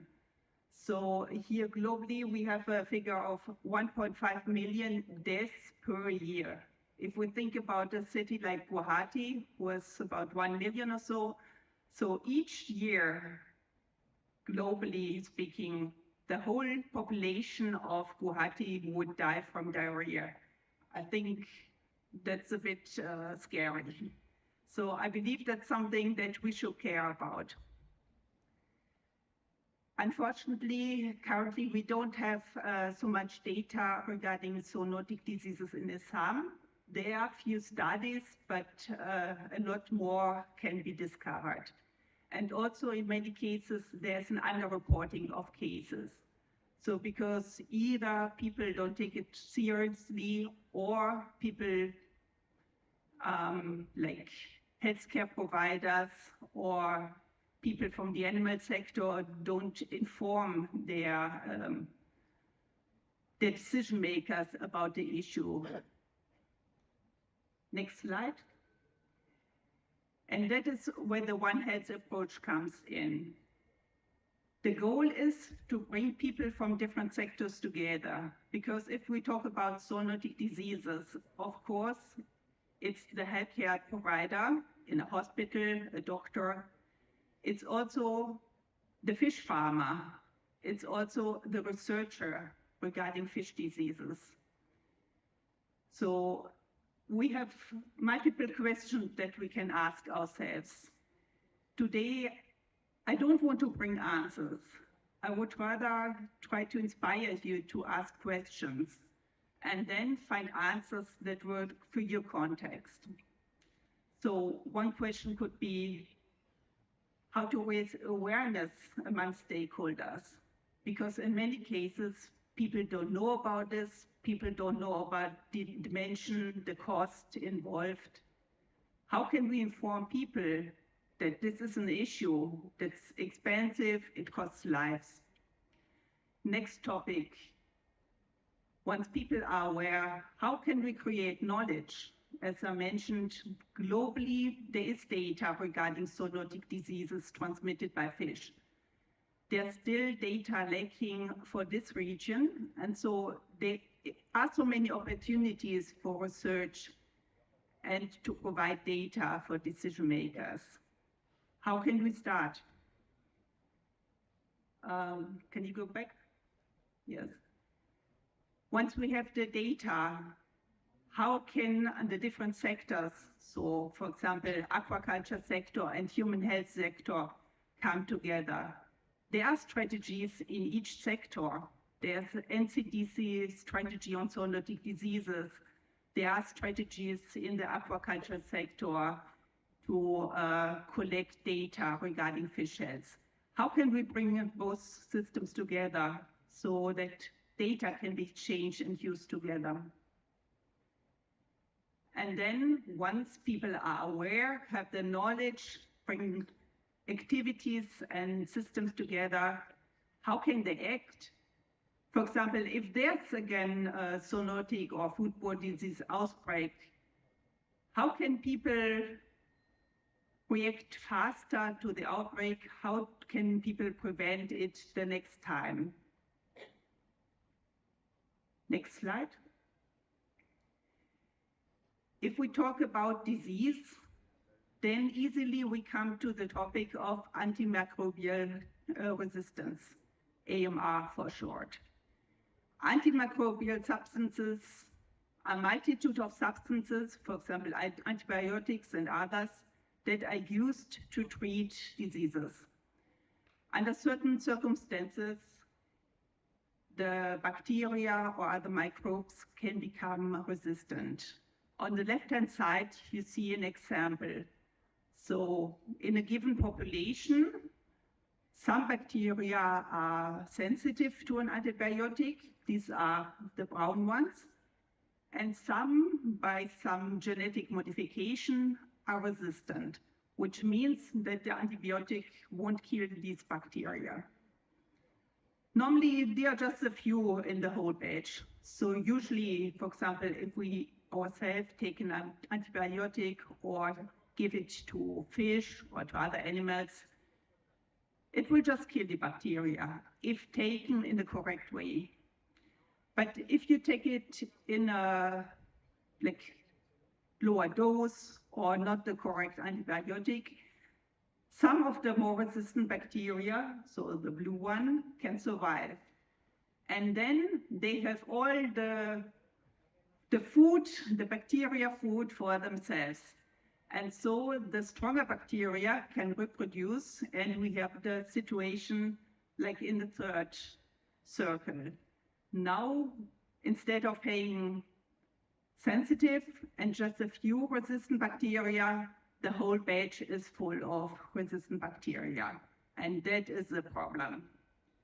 Because the biggest problem is that these resistant bacteria can transfer their resistances to other bacteria that might even be scarier and cause really serious diseases.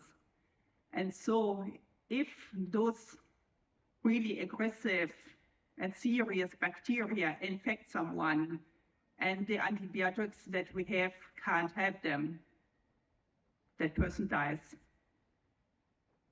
Simple.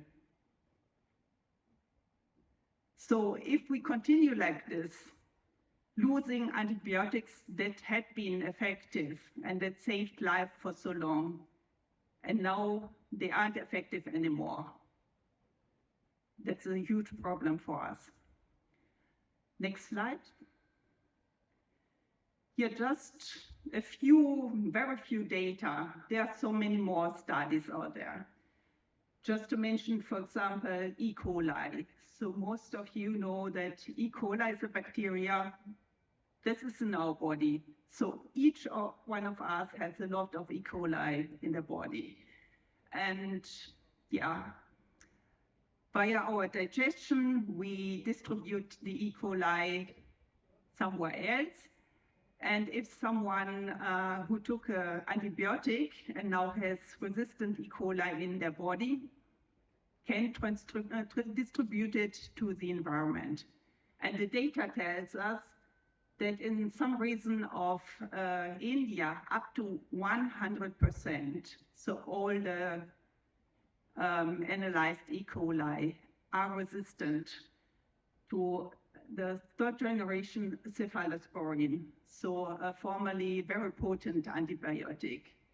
So now if someone, for example, swims in that lake, gets some water in their mouth, ingest these resistant E. coli, which then can transfer their resistance to other bacteria. And that person needs to be treated by cephalosporin, and it doesn't work anymore, then that's a problem. Also, for example, in Sundarbans, there are multi-drug resistant bacteria. So not only resistant to one antibiotic, but to several. Also, if we talk about shrimps, shellfish, crabs in Kerala, 100% of the tested animals and the bacteria were resistant to ampicillin. And more than half of them to ceftazidime. And this problem just gets worse, because if the antibiotic isn't capable anymore to resolve the disease, then the doctor will give the stronger and more potent antibiotic, which then again develops resistance, more potent, another one. And data shows us that in the last few years, hardly any new antibiotic was developed, but the resistances are increasing. Next slide.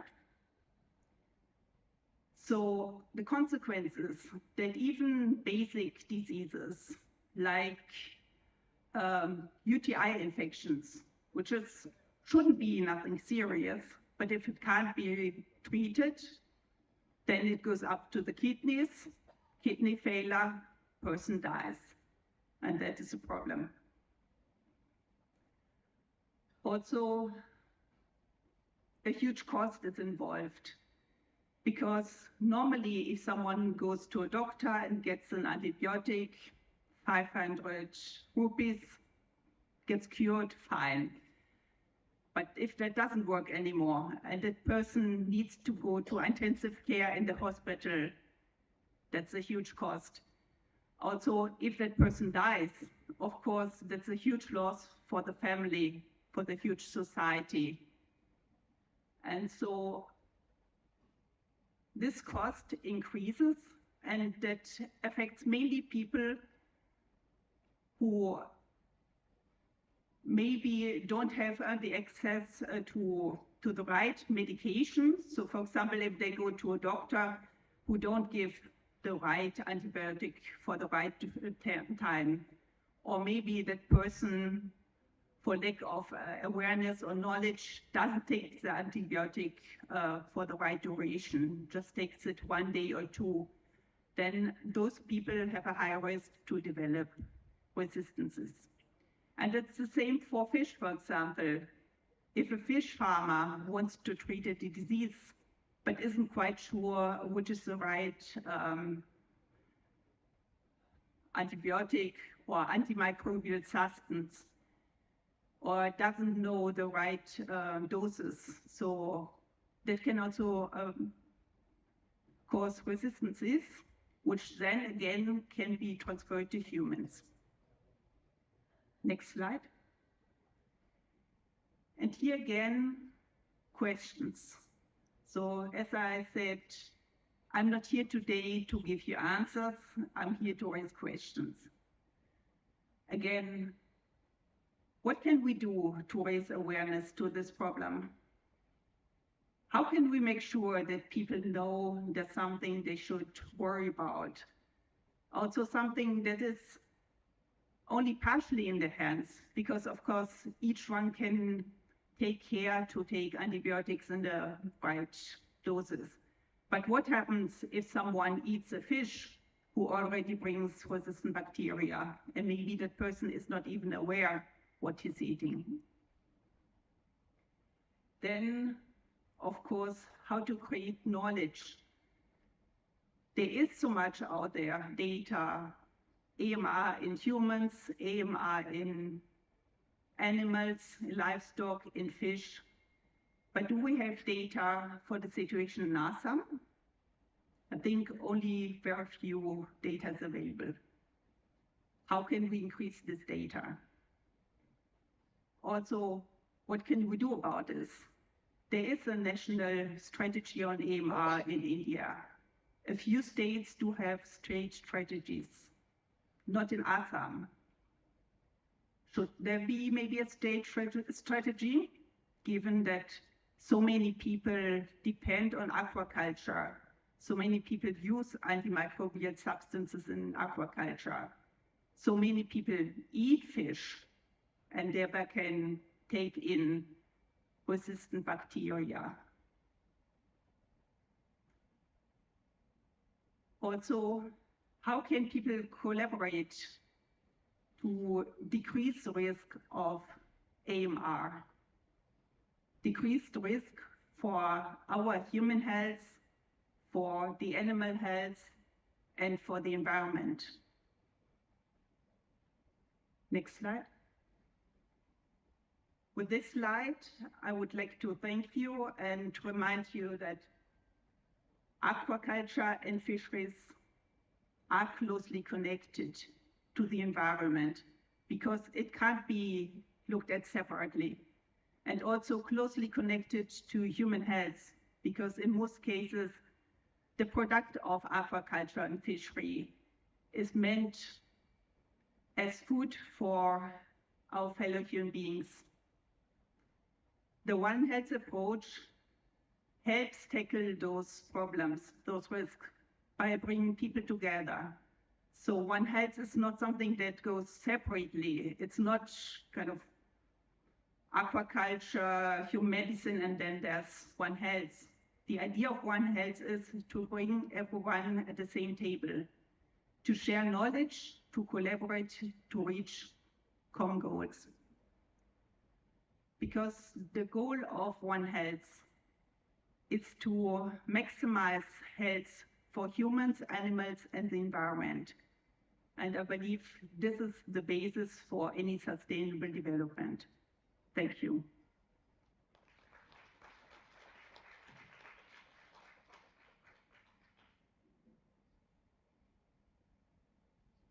In case there are any questions, I will be happy. To know about, do you have any information about zoonotic diseases from fishes? From fishes, is there any zoonotic diseases, report of any zoonotic diseases, not from India, from any part of the world? There's actually a lot of data on this. So on the slide, maybe you can briefly go back.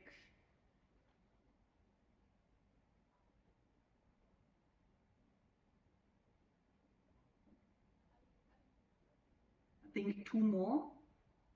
This one, one further. Yeah.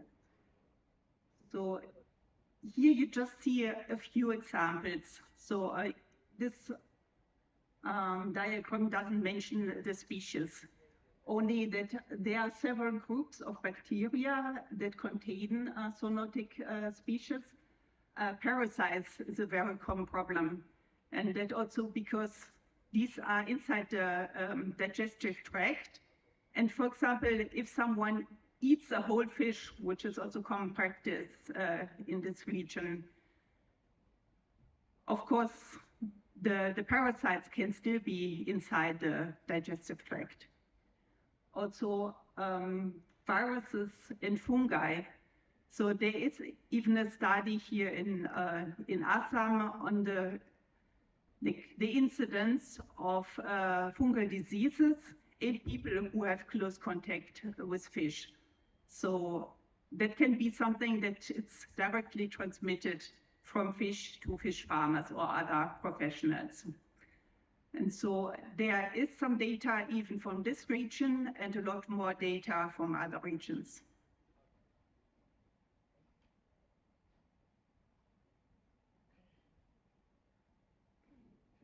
Thank you very much.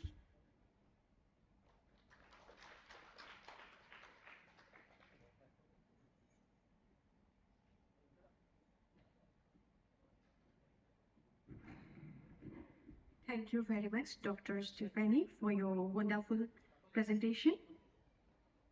Now, I would like to request Dr. Pavitra Kumar Sohoria sir to come to the dais and say a few words.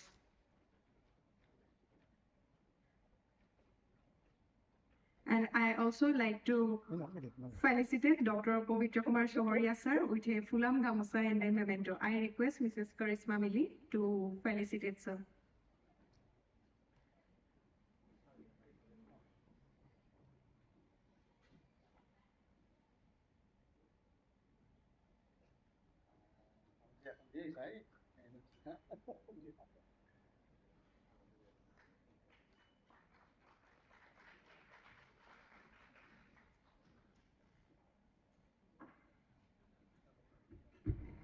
বহুত দেৰি হৈ গ'ল এতিয়া আৰু কথা কোৱাৰ বিশেষ সময় নাই মই জাষ্ট গোটেইখিনি কথাই এটা সংযোজন কৰিব খুজিছোঁ ফাৰ্মাৰ্ছ আমাৰ আছে নে নাই আছে দুইজন ফাৰ্মাৰ আছে গতিকে আজি যিকেইটা ডিছকাশ্যন হৈ গ'ল আমাৰ কেচিচিৰ পৰা আৰম্ভ কৰি আমাৰ লেফটেনেণ্ট ডক্টৰ ছাৰে যিটো ধুনীয়াকৈ ক'লে সঞ্জয় দাস ছাৰ তাৰপিছতে আমাৰ Sonmaina Bhuyan actually that was a very fruitful discussion all the aspects and co-health. So all the aspects were actually fantastic. Our students, যদি কোনোবা আছিলে actually বহুত কম সংখ্যক ষ্টুডেণ্ট আছিলে এইখিনি বৰ লাগতিয়াল বস্তু আৰু মই মোক অলপ মানে যদি এটা টাইম গেপৰ কাৰণে এজন আমাৰ আছিলে my senior colleague he was Saurav Das entrepreneur তেওঁ আহিব নোৱাৰিলে আজি গা বহুত বেয়া গতিকে aquaculture and its entrepreneur in fisheries. মই একো নকওঁ বিশেষ ক্ষেত্ৰত আমাৰ কৃষকসকলে ইতিমধ্যে তেওঁলোকে গম পালে যে চিড মাগুৰ দেন কেচিচি তাৰপিছতে আমাৰ গোটেইখিনি কথা তেওঁলোকে গম পালে দেন আমাৰ যিকেইটা খেতিয়ক আছে তেওঁলোকক ক'ব খুজিছে IFS ইণ্টিগ্ৰেটেড ফাৰ্মিং চিষ্টেম আমাৰ টাচ কৰা হোৱা নাছিলে যে IFS চাইখন দেখা দিয়া এখনেই চেগমেণ্ট আছে এখন দুখনেই আছে integrated farming system we can go with a lucrative manner your pig fish farming. Our entire northeastern region, among all the integrated farming system, our pig fish farming has proven to be a most successful one. Our northeastern region, যেহেতু our tribal dominating state বহুকেইখন আছে তাত our integrated farming system plays a great role. আমাৰ অসমতো যিবিলাক আমাৰ জনজাতি এলেকা আছে ওদালগুৰি কোকৰাঝাৰ বাক্সা এই এলেকাবিলাকতো আমি ইতিমধ্যে বহুকেইটা প্ৰজেক্ট লৈছোঁ ৰিগাৰ্ডিং ইণ্টিগ্ৰেটেড ফাৰ্মিং চিষ্টেম আৰু it has success like anything গতিকে among all the integrated farming system the BCI ratio' in pig fish farming is tremendous and is highest next only 5 minutes so this is duck fish farming and it is a three-tier integrated farming system when I was working in the KVK in the Raha. I had a good experience working in the three-tier integrated system. In the top floor, on the right, topmost right, there is a poultry shed. Then the second side is a piggery shed. And last is the fishery, three-tier integrated farming system. Although it has not been carried out in a big way, but when I was working as a subject matter specialist in KVK, Jorhat, then in the three districts, Upper Assam three districts, Sibsagar, Jorhat, and Golaga, this three project is still viable and still working well. Then this duck fish farming, this is integrated poultry fish farming. Here, our own product, that is Kamrupa, has proven well. That has been developed by our university, our Khanapara Veterinary College. Next. Yeah, that is my own experience when I was working in a KVK Jorhat. Integrated rice fish farming, it is a low-cost integrated farming system. Our gaon, যিখিনি আমাৰ হেল্থৰ বন্ধু আছে প্ৰত্যেকৰ ঘৰতে ধান খেতি আছে, গতিকে ধান খেতি আমাৰ অযথা পেলাই থৈ দিয়ে, গতিকে আজি টাইমৰ অভাৱ শ্বৰ্ট, গতিকে ইণ্টিগ্ৰেটেড ফাৰ্মিং চিষ্টেম ধানৰ লগত মাছ খেতি এটা খুব সোণালী সুযোগ। আমাৰ যিখিনি পেলনীয়া জাগা আছে তাতে ধৰক আমি ধান খেতি কৰি পেলাই থৈ দিওঁ, ধানৰ আমাৰ প্ৰডাকশ্যনো নহয়, কিন্তু তাত যদি আমি অলপ সংযোজন কৰিব পাৰোঁ ধান মাছৰ লগত, এটা 3 মাহো যদি আমি খেতি কৰিব পাৰোঁ তেতিয়াহ'লে খুব সুন্দৰ এটা আমি প্ৰডাকশ্যন পাম। গতিকে ইণ্টিগ্ৰেটেড ফাৰ্মিং চিষ্টেমৰ আমাৰ বহুকেইটা প্ৰযুক্তি আছে, কিন্তু গোটেইকেইটা প্ৰযুক্তি আমাৰ অসমত বা উত্তৰ পূৰ্বাঞ্চলত সুইটেবল নহয়। বিশেষকৈ আমি পিক ফিছ ফাৰ্মিঙৰ যিটো প্ৰযুক্তি সেইটো খুব সুন্দৰভাৱে ছাকচেছ হৈছে। তাৰপিছতে আমাৰ ধান খেতিৰ লগত মাছ খেতি 3 মাহ যদি একো নিদিয়াকৈ কেৱল মাছৰ পোনাকেইটা দি থৈ দিয়ে, আমাৰ কৃষক বন্ধুসকলে এইটোৰ পৰা উপকৃত হ'ব পাৰিব। আৰু মই ভাবিছোঁ আৰু ইয়াত কেইবাটাও প্ৰযুক্তি আছে আমি নেদেখাওঁ, টাইম বহুত শ্বৰ্ট। আমাৰ কৃষকসকল যিকেইটা আছে তেওঁলোকৰ দূৰ দূৰণি যাব লাগিব। আমাৰ দত্ত ছাৰ আছে, তেখেতে প্ৰায় 2টা বজাৰ পৰা আমাৰ লগতে বহি আছে, আৰু বেংকৰ যিখিনি কৰ্মকৰ্তা আছে তেওঁলোকক ধন্যবাদ জনাইছোঁ।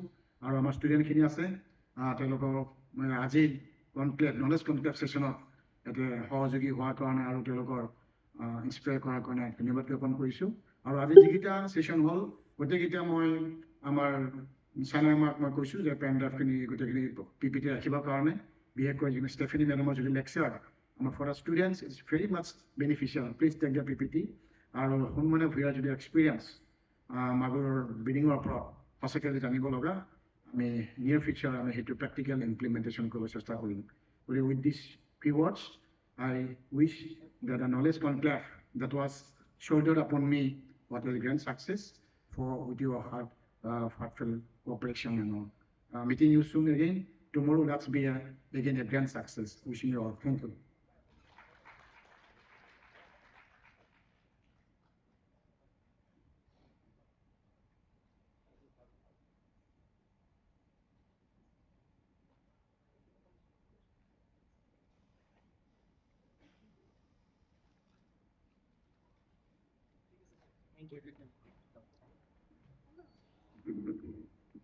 So with this, we come to the conclusion of today's program. Thank you all.